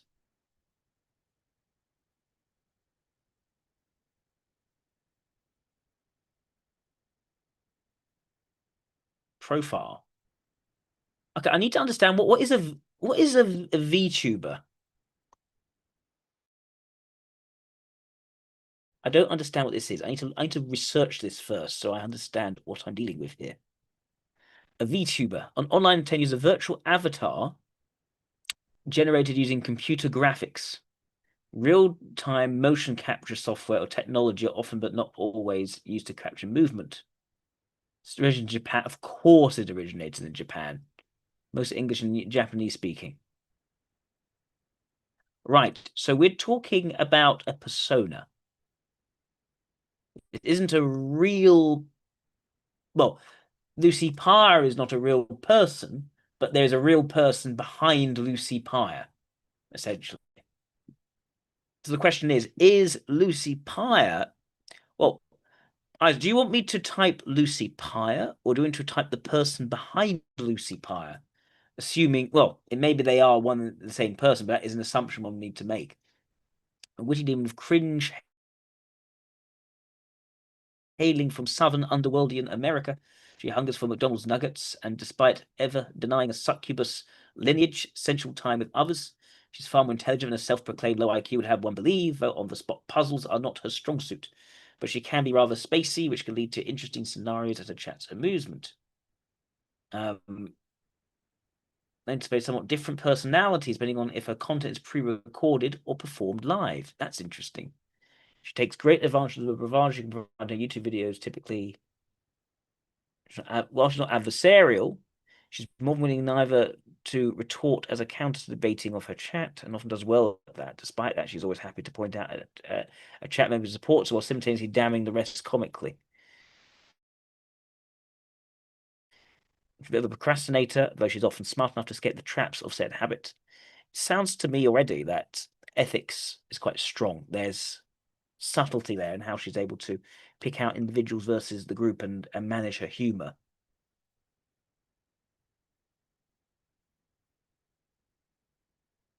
Fully embraced her demonic heritage. Right, I wonder why she's meant to be a demon. What is the whole thing about her being a demon?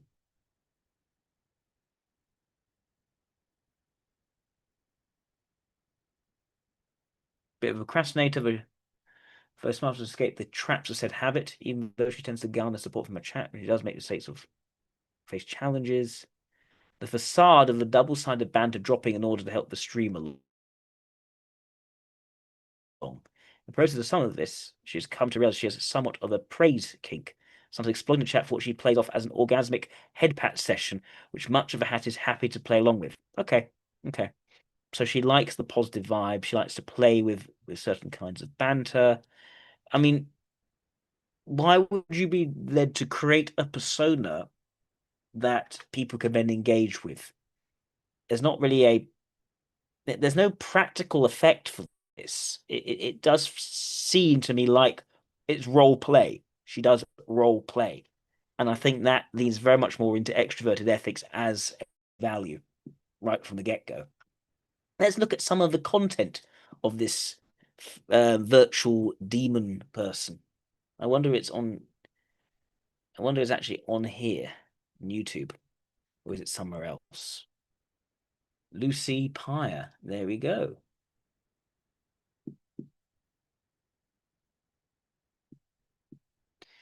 "2D demon girl who plays video games." Whoa, a gamer girl. Has a degree in stupid commentary. Not afraid to use it. So self-deprecating.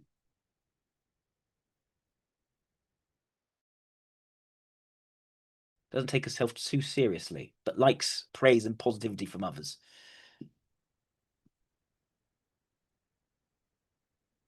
Let's see.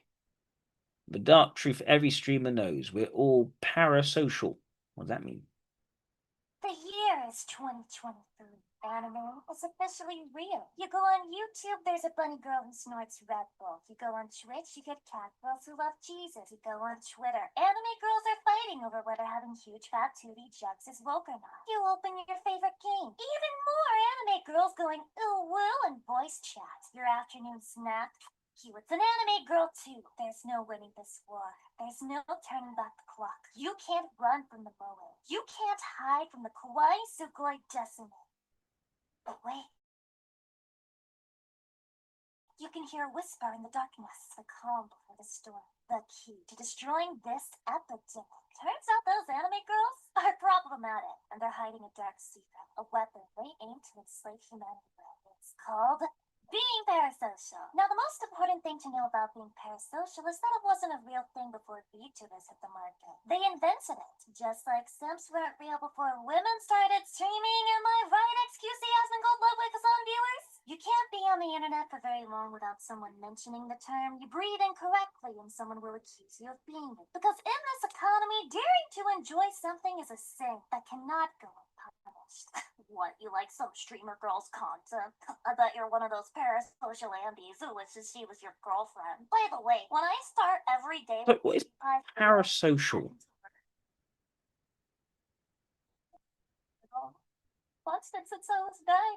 One-sided, unreciprocated sense of intimacy felt by a fan or follower of a well-known prominent figure, in which the fan follower comes to feel that they know the celebrity as a friend. Okay. Goodness.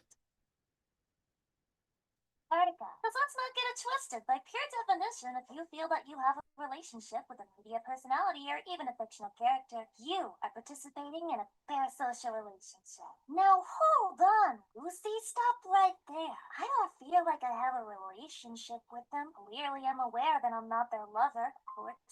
So to call me parasocial, well, all I have to say is take your meds.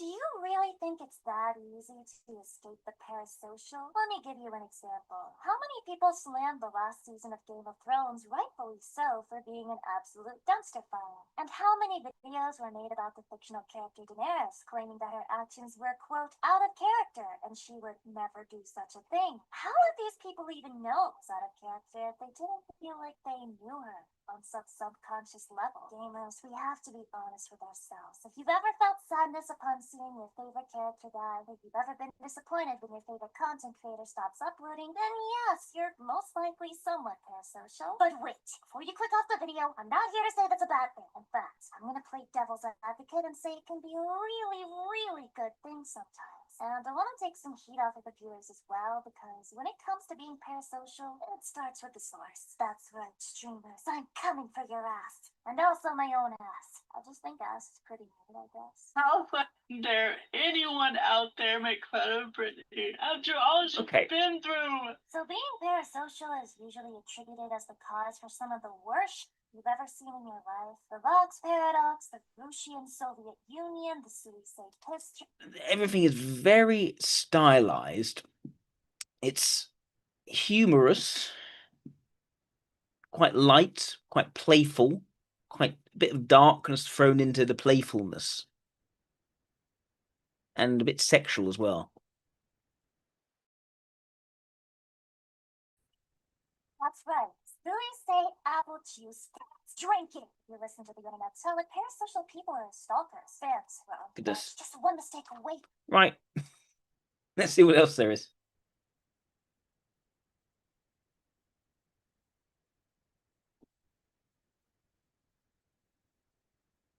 The ultimate endwalker. What is an endwalker? So okay, so gaming is Pokemon. That sounds familiar. You like getting Roasted for something as innocent as your Pokemon preferences? Are you ready for some base takes that are just my terrible opinions passed off as fact for the sake of pure cringe-fueled entertainment?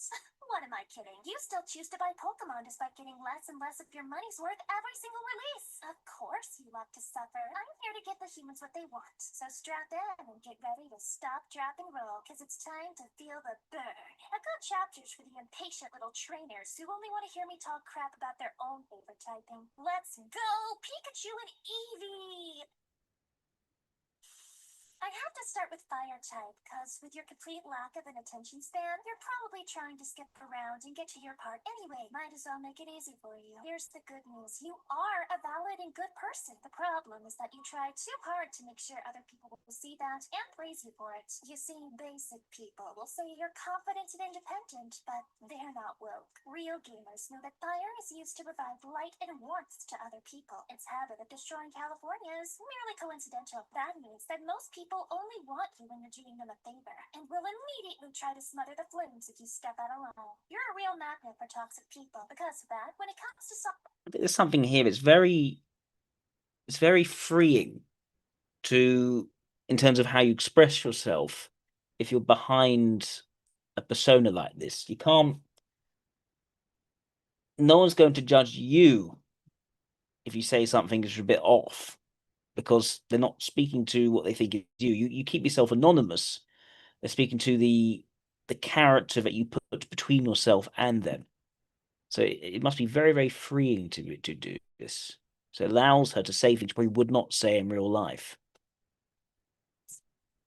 sacrifice yourself and find another way of fixing it, which gives you some real anime protagonist energy. You guys heard the quote, "Don't set yourself on fire to keep other people warm," and thought, I don't get it, why not? You're the definition of this need, pretending nothing phases you, all while you cry yourself to sleep at night because someone raised their voice at you. Watching you burn out like that is painful, so go eat a nugget and take a nap. You've earned it. Do you really exist, or is that just a big Game Freak conspiracy? Like lightning, you come into our lives in a flash of brilliance and grandeur, only to vanish immediately, as if you were never there at all. That is to say, you have a hard time keeping friends because you have a bad habit of ghosting people. That's practically a sport to you. But hey, you're just getting ahead of the curve. You're too intense for most normal people, which means that if you didn't ghost them, they would ghost you first. Friendship is a game, and you're winning, baby. Whether you want to admit it or not, you're a troublemaker, and sometimes you play devil's advocate just to rile people up. Some would say you have too much time on your hands, which is true. You'd rather just barely get by than work a full-time job, but even if you didn't have the time, you'd make it just to earn a laugh at another person's expense. To add salt to injury, electricity powers our lives, which means your allure is so strong, people will flock to you, even though you're bitter. She uses you a lot, as if she's speaking to you directly. Almost like she's trying to get inside your head and elicit certain responses to what she's saying. It's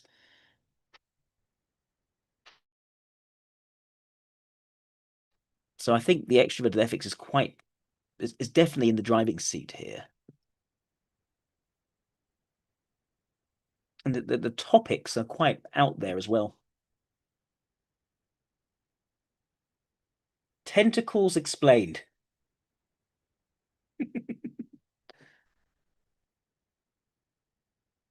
Again, it's eliciting responses.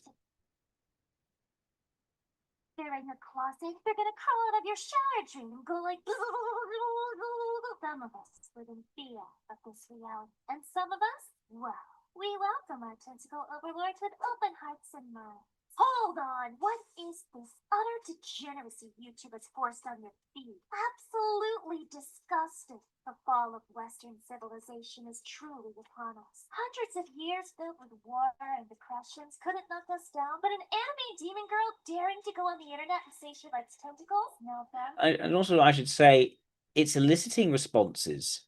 It's still light. There's nothing heavy or serious about the responses she's trying to generate. They're just, what's the word? They are. It's controversial.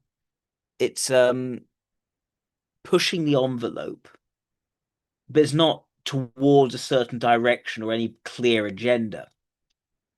It leads me to think that alpha extroverted ethics and extrovert X with extrovert intuition thrown into the mix is what's at play here. I'm not sure about SEI yet, Isaac. I'm not sure. At the moment, I'm more inclined to think this is alpha extrovert tendencies.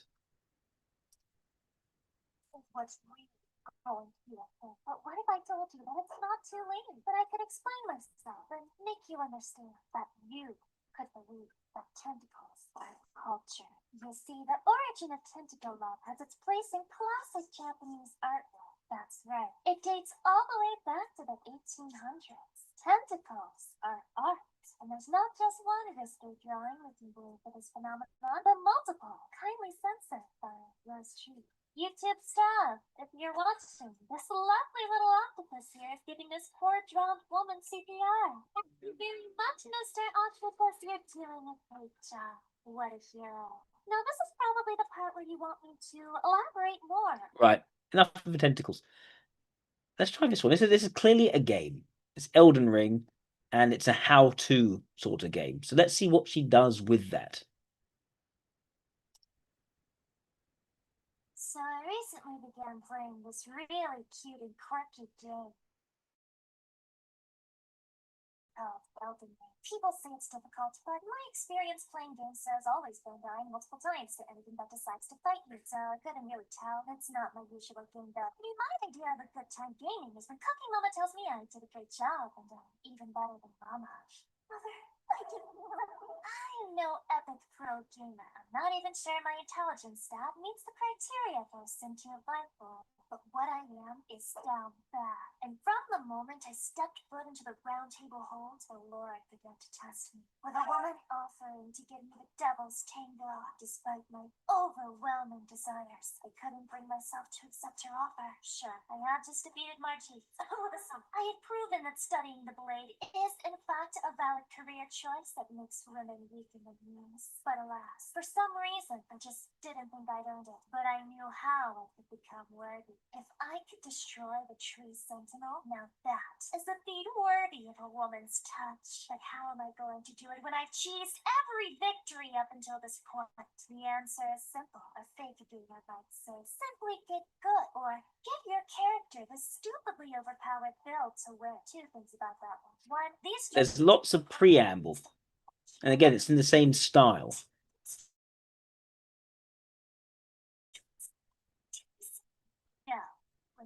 It's my experiments. See, I've discovered a truly powerful method. I've tested it on random field mobs, which means it's perfectly suited to kill a notoriously annoying boss. You see, the real way to master Elden Ring and make every pro gamer seethe uncontrollably is just press R1. How could it be this simple, Rust? Can she really do it? The answer is yes. With the determination to never learn anything new ever, the R1 strategy becomes possible. And if there's anyone who's willing to throw themselves at a wall over and over again until it cracks and breaks simply so they can achieve in-game handholding, it's me. Sit back and watch a master in her craft and behold your new god. The R1 button. Behold its glory, its majesty, its...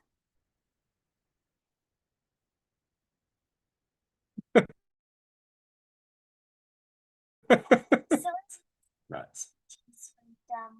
Nowhere, but this is all according to K-Calculator. You ever heard the saying, Right. things come with time? The R1 strat is exactly the same. You just gotta have... I still got 13 concurrent viewers. If anyone wants me to type anyone else next, please send a super chat of $20 and I will type them next. Symptoms panic rolling when it doesn't make sense. I was unable to get diagnosed before the release of Elden Ring, but now I and millions of other people are now getting the help we need. Thank you, From Software. Anyway, all we can really do is pray that I won't panic roll when it matters most.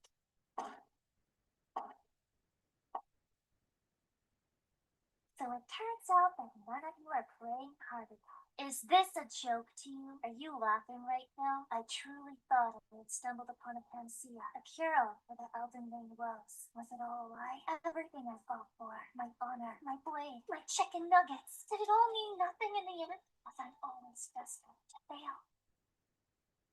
No. No, that is the one thing I cannot accept. Because it's one thing for you to know that you're a failure. It's another thing for someone else to be aware of it. And Tree Sentinel has seen me die way too many times. You can't be allowed to live. No one else can know. If I want to beat this guy, I have to make one sacrifice. That's right. Alright. My noble steed. I wanted to completely raw dog this fucking... Right. Even this it's not an information piece, it's a story in which she goes through a journey of learning how to do better at this. It's all entertainment. The emphasis is on the entertainment.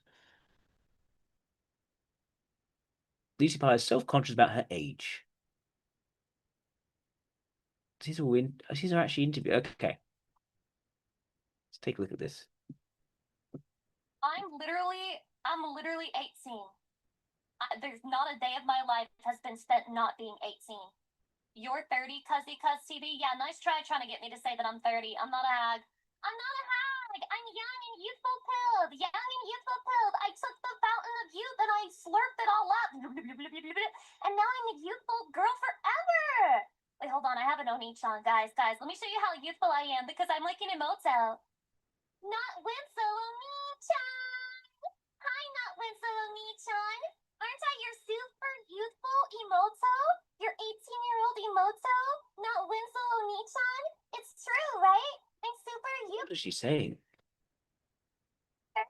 Will being my Oni-chan be older than me forever, and me being the emoto forever. Hey guys, can I drop kayfabe for a second just to say, it really pisses me off to think that some of you are younger than me. Don't... Look. You guys are always older than me, okay? Doesn't matter if you are or you're not. You're older than me. So let's just establish that. Let's just fucking establish that. Well, it was meant to be an interview. Okay, it's not an interview. Right. Let's see what else.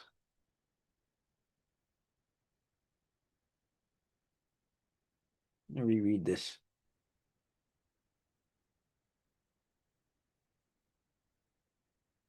This is it's official, but this part is interesting. Pre-recorded to perform live. It's very much of a barrage of running YouTube videos typically, but it's typically more laid back in stream content. Okay. I look at more of the stream content. I can see what you mean by the bravado.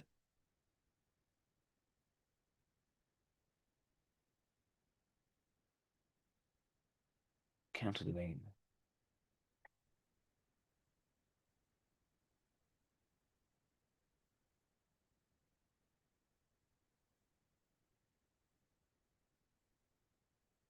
Look at the stream.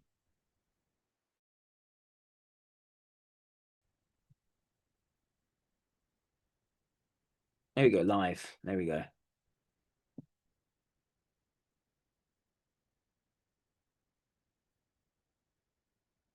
Right, so this is a stream.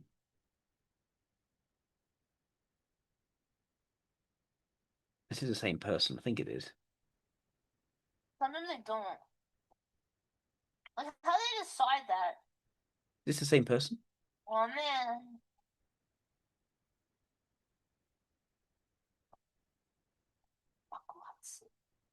That end? Where am I going? I don't know if it's the same person. Is it the same person? No, it's not the same person.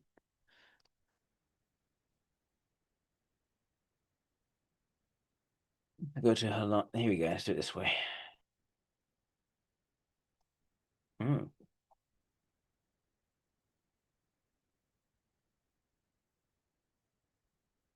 Right.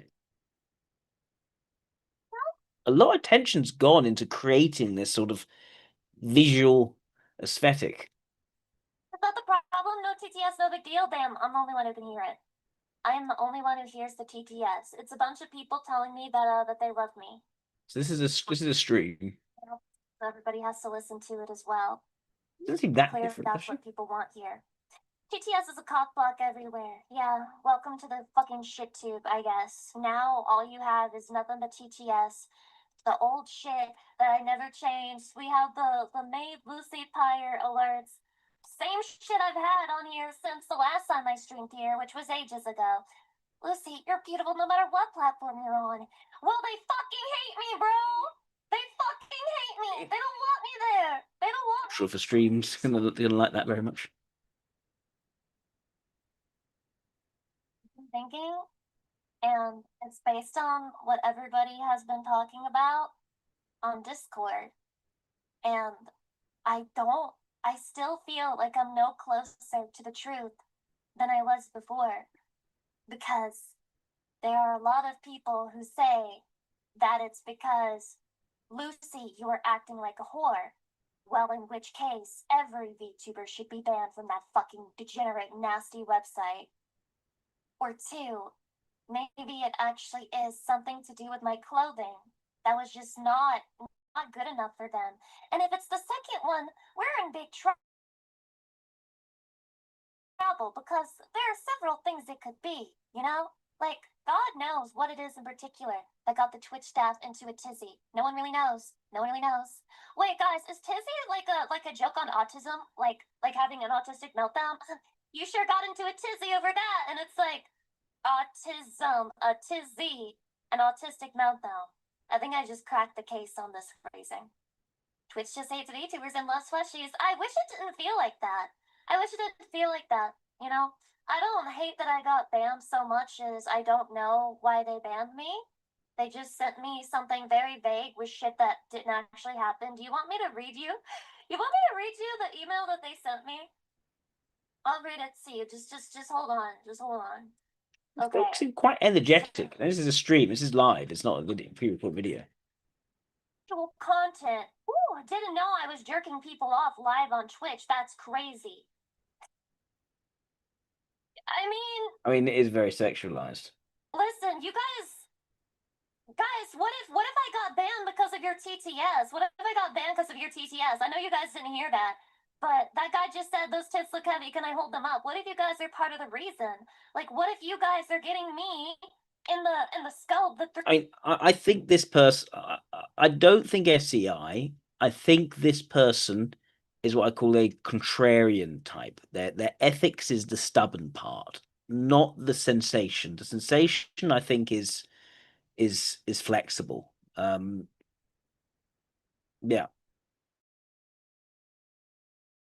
because the key thing, she comes on with a clear desire to set a certain mood, to elicit certain responses. She gets defensive when she's then banned because of that.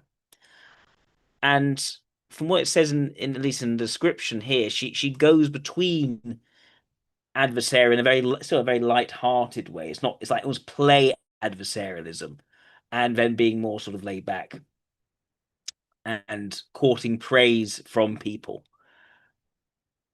That strikes me as something you'd expect from an alpha extrovert rather than alpha introvert, and also where introverted sensation is balanced with extroverted sensation. There's clearly an attention to aesthetic in what she's designed here.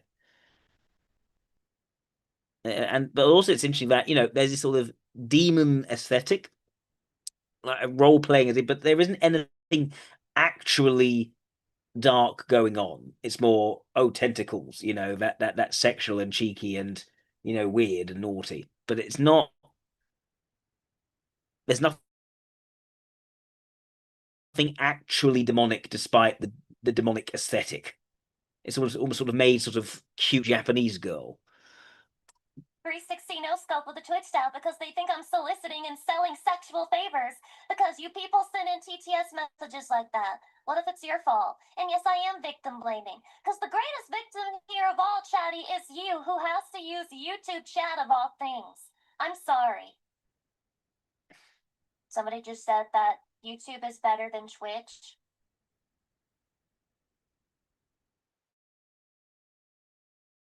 I mean, she's annoyed here. Don't have arbitrary rules on how much tit a VTuber can show. I'm pretty sure. Let's dive into it a bit more calm. Moment. Please, thanks for the 10 membership. God, the more you donate, the longer it stays up there. Oh, YouTube is like actually a donut wall. That's crazy. Everything on Twitch is just in order. You could give like 1,000 gift subs.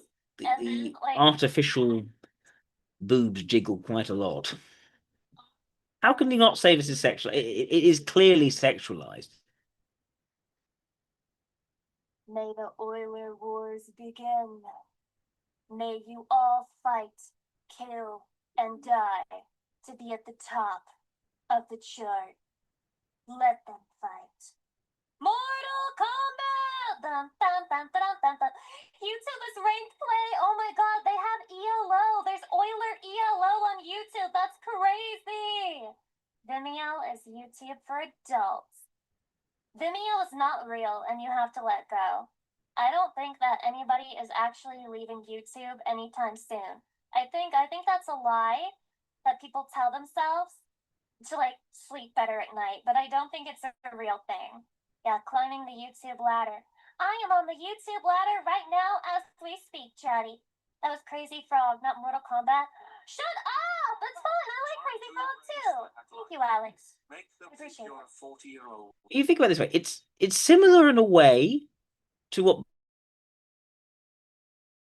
Brett Cooper does, only it's very sexualized. It's not fact oriented, but vibe and mood oriented almost entirely. But again, it's still engagement. It's all about engagement with people, and she seems very comfortable engaging, albeit through this persona rather than just as she is.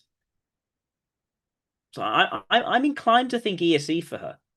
I think there is extrovert intuition, perhaps more than I expect from an SEI.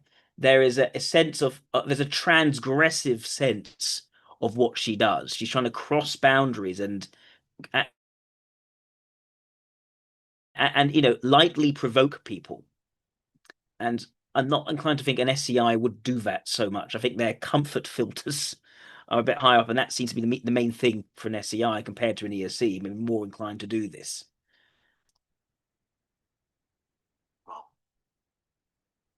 Hey, Chatty, so we better start playing Power Wash soon, because Lord knows I got 10 kids to feed after I get off of this stream. I got Yeah, and she is funny. got kids to feed. Right, she is. Well, I'm just real grateful that y'all are here to help me feed all my children. Thank you. Smoker voice for Dean Winglatch. I'm gonna get this turned into a cigarette, okay? This lollipop is becoming a cigarette in the future. That's where we're at now. It's where we're stuck. We have no choices. No choices. No further decisions other than to have lollipop turned into a cigarette. And then everybody is going to be psyoped into doing smoking. And then I'm going to get canceled because I psyop people into smoking. And then it's my fault. I'm in trouble. Everyone hates me. And then everyone's glad I got banned. And then we can all be happy. I'm sorry, I'm just feeling a little mentally ill today. Sorry for lashing out. Sorry for crashing out. I'm sorry I got banned. Chatty, I will do a naked dogeza. I will not do a naked dogeza. I cannot do a naked dogeza. But I have a 3D model that can do a bunny suit dogeza. And I will give you a formal apology for all that I have done wrong. Twitch, we've been through a lot.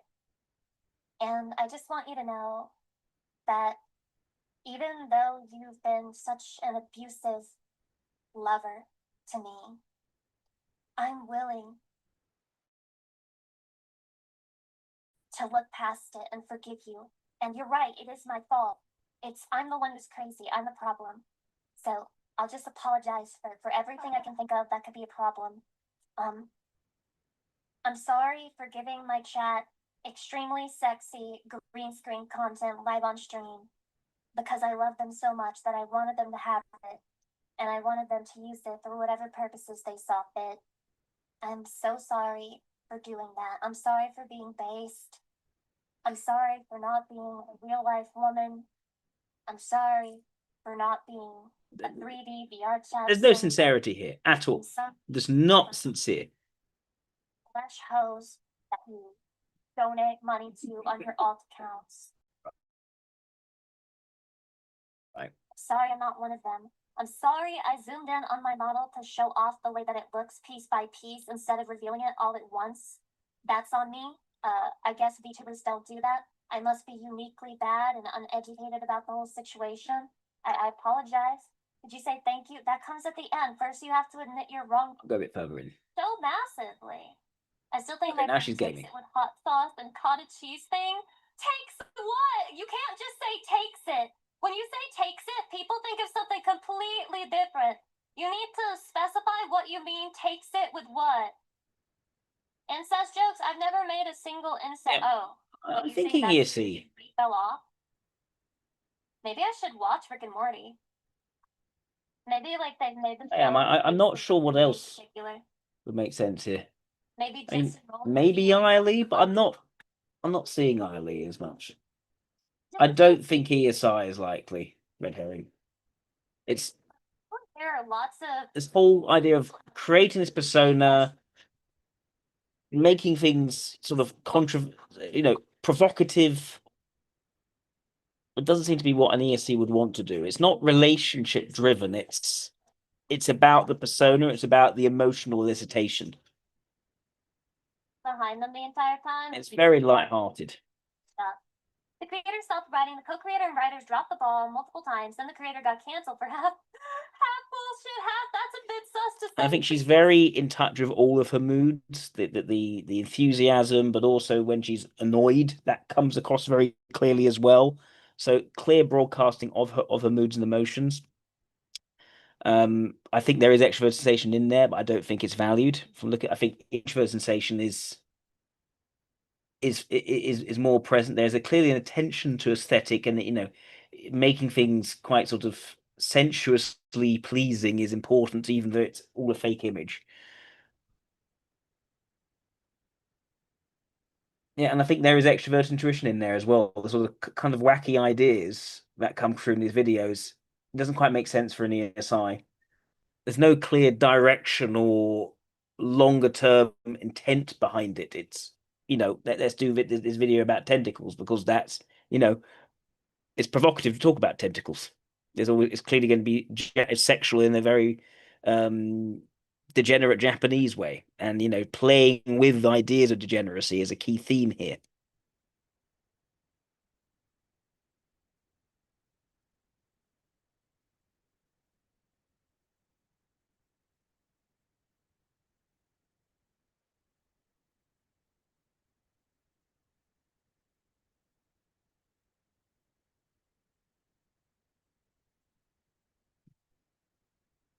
I think her posts. Oh, what's this? There are other channels. What's this? More Lucy clips VODs. I guess that is that like a Twitch thing? I'm not sure. Right. Look at posts.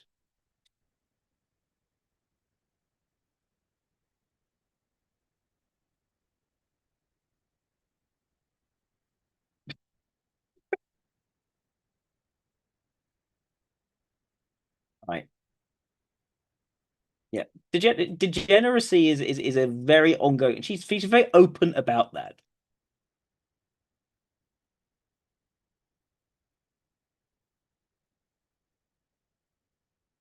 Consistently, like all caps. Hello, calling all like the extra. It's very expressive, even in her writing. Very expressive.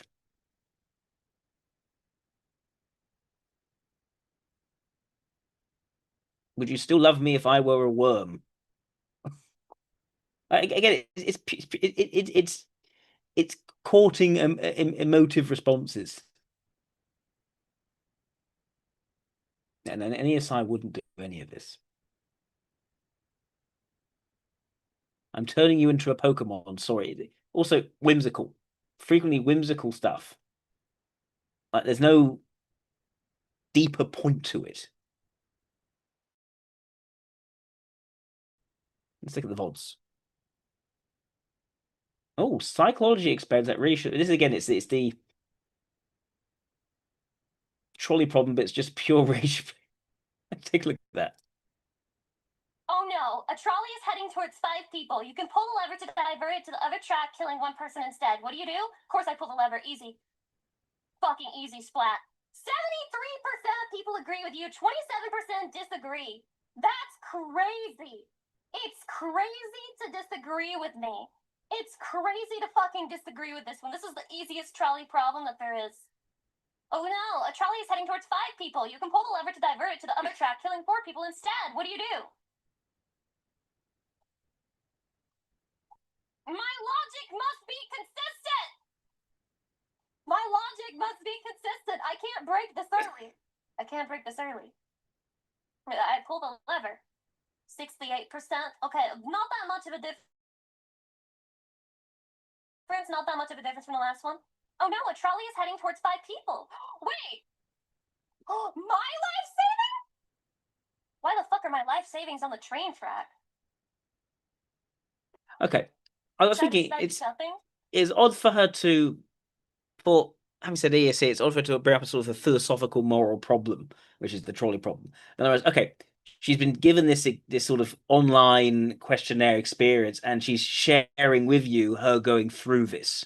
So it's, again, she's not one introducing the philosophical depth of the discussion. She's on this and she's sharing her experience of it and turn it again into entertainment where you're experiencing her moral conundrum.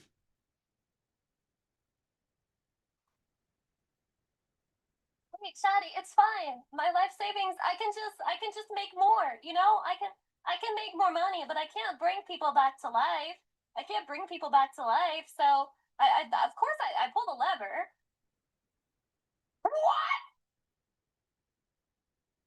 What? Some of you are fucking psychos. I thought she was meant to be a demon. What do you mean? 57% of people agree with you? Are you joking? How many fucking savings? Hey, you see what I mean? She's meant to be a demon, but she's got qualms about this. See, the demon is just an aesthetic. It's light touch. Transgression. It's aesthetic transgression, but it doesn't go beyond that. It doesn't get serious. Wait, is it? Doesn't get hardcore. Oh my god, it's playing music now. Has it always been playing music? Wait, you can pull the lever to divert it to the other track, sacrificing yourself in debt. How can I move? What? How am I using my arms? How the fuck am I using my arms? I can't, no, listen, guys, trust. I can't pull the lever. I can't use my arms. That's bullshit. The premise is bullshit. It's silly. I can't move. I'm literally tied to train tracks. That's a stupid idea. Why would I be capable of pulling the lever but not pulling myself out of harm's way? That's insane. Of course I do nothing.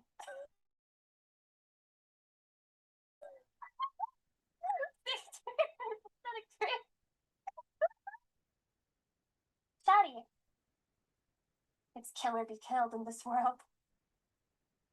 I couldn't move my arms. It's not my fault. How the heck am I pulling the lever? I'm tied to the track? Exactly, that's a stupid premise. Oh no! A trolley is heading towards 5 people. You can pull the lever to divert it to the other track, but then the original copy of the Mona Lisa will be destroyed. What do you do?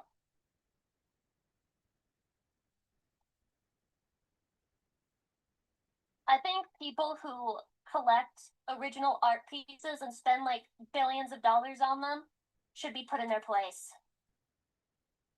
We all know what the Mona Lisa looks like. We all know what it fucking looks like. Oh no, a trolley is heading towards a rich man. The rich man offers you 500,000 to pull the lever. This is also, it's not consistent image because, again, she's meant to be a demon. Why is she showing such normal morality? See, I think he is C. I think he is C for Lucy Pyre. Yeah, I'm gonna give things.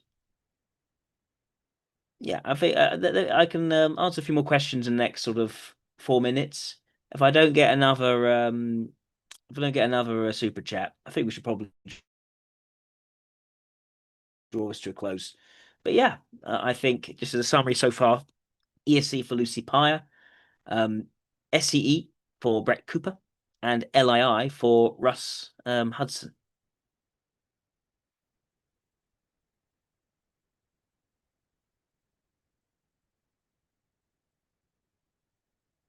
Which will divert the trolley and kill someone else. What do you do? Fuck that guy. Fuck guy. Fuck that dude. Trying to buy my loyalty? That's crazy. That's fucking crazy. Yeah. Yeah, dude, imagine me negotiating and I'm like, 500K? Really? That's all your life is worth? That's crazy. Bye! And then I wave at him as he dies. Oh no, a trolley is heading towards 5 lobsters. Oh, you can pull the lever to divert it of a track running over a cat instead. What do you do? Fuck, no, hell no, hell no. First of all, cat cute, lobster ugly. Not only that, lobsters are like immortal. Very conventional morality here. Do nothing. In this world, you do nothing. 84% of people agree with me, by the way. Yeah, everyone's going to agree with what she's saying. There's nothing unusual about her morality in this. Divert the other track running over someone who is wide awake instead. What do you do?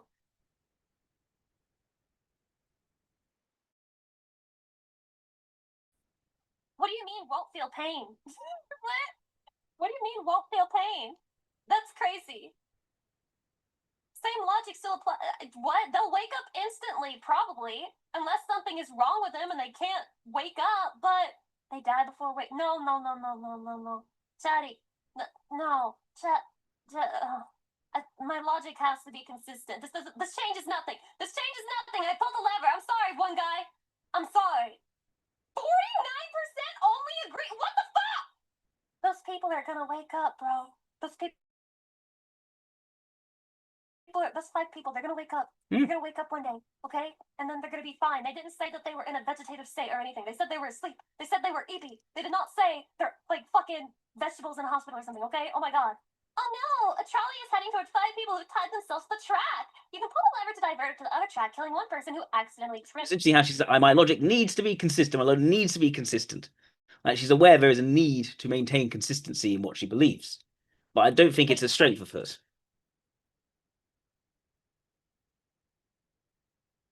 I do nothing. 76% of people agree. 76% of people agree. You tie yourself to the track, you get what you get. I'm not gonna lie. You That's kind of crazy behavior. Oh no, a trolley is heading towards 5 people. The lever just speeds up the trolley, which might make it less painful. What do you do? What? It just speeds up the trolley? What? Huh? I mean, it might make it less painful. Okay, I'm doing nothing. I'm doing nothing.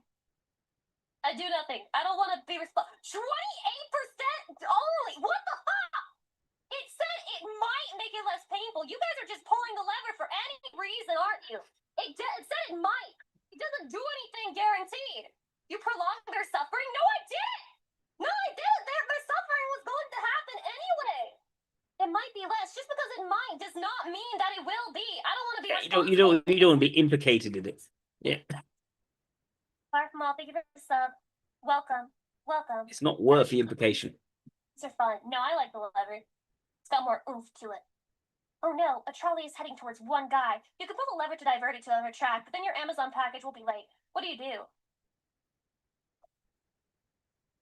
I need my package. Oh no, a trolley is heading towards your best friend. You can pull the lever to divert it to the other track, killing 5 strangers instead. What do you do? My best friend, huh? My best friend, huh? I think I have an obligation to my best friend, you know? Like, you can't just become besties with somebody and then let them die to save 5 randos, right? Don't you guys think so? You have to save your best friend, right? You do have to. Like, there's no way. You save the one because that's your. It's not your op. I'm not crazy. See, 75% of people agree with me. Finally, some fucking logic here again. Oh no! Wait, why can't I see? Oh no, a trolley is heading towards 5 people. What's the logic? Diverted to the other track, killing 1 person instead. At least that's what you think is happening. You forgot your glasses and can't see that well. What do you do? What was the logic? That wasn't logic. If a logic, it's just that wasn't logic at all. Just before she kills 5 people to save her best friend. As if okay, she hasn't said what the logic is. She just said, I need to be logic. What is the logic? Is the logic, because if the logic is to save the maximal number of lives, which is the whole point of her pulling the lever in the first place, to kill one person rather and allow 5 people to survive. That was the whole basis of her logic initially. And yet she sacrificed that when 5 people tied themselves to the track because, okay, at least they want it. So there's moral. I guess it's not so immoral that they die. At least I'm not killing some. It's not enough to kill someone for that. But now she's moved on to, okay, her best friend is lying down. So that and it's their best friend versus 5 people. She's pulled the lever to kill 5 people in order to save her best friend. So what she's done is, well, for personal reasons, which have nothing to do with being logically consistent. There's no impartiality in that logic. For personal reasons, she has to kill the 5 people. There's no logical consistency there. What it is saying, I'm just being human now, and my relationships matter to me a lot, and some people I'd be willing to kill in order to save their life.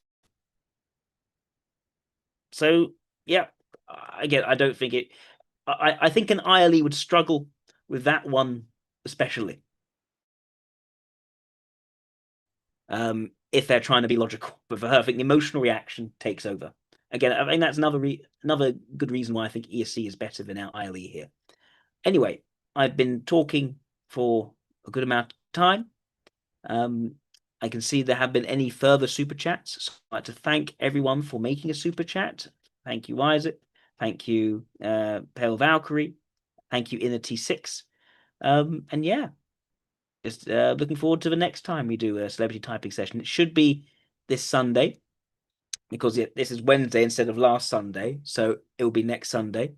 This Sunday. It'll be this Sunday coming. I'll do another celebrity live stream. Thank you very much, everyone, and have a lovely rest of your day. Take care now.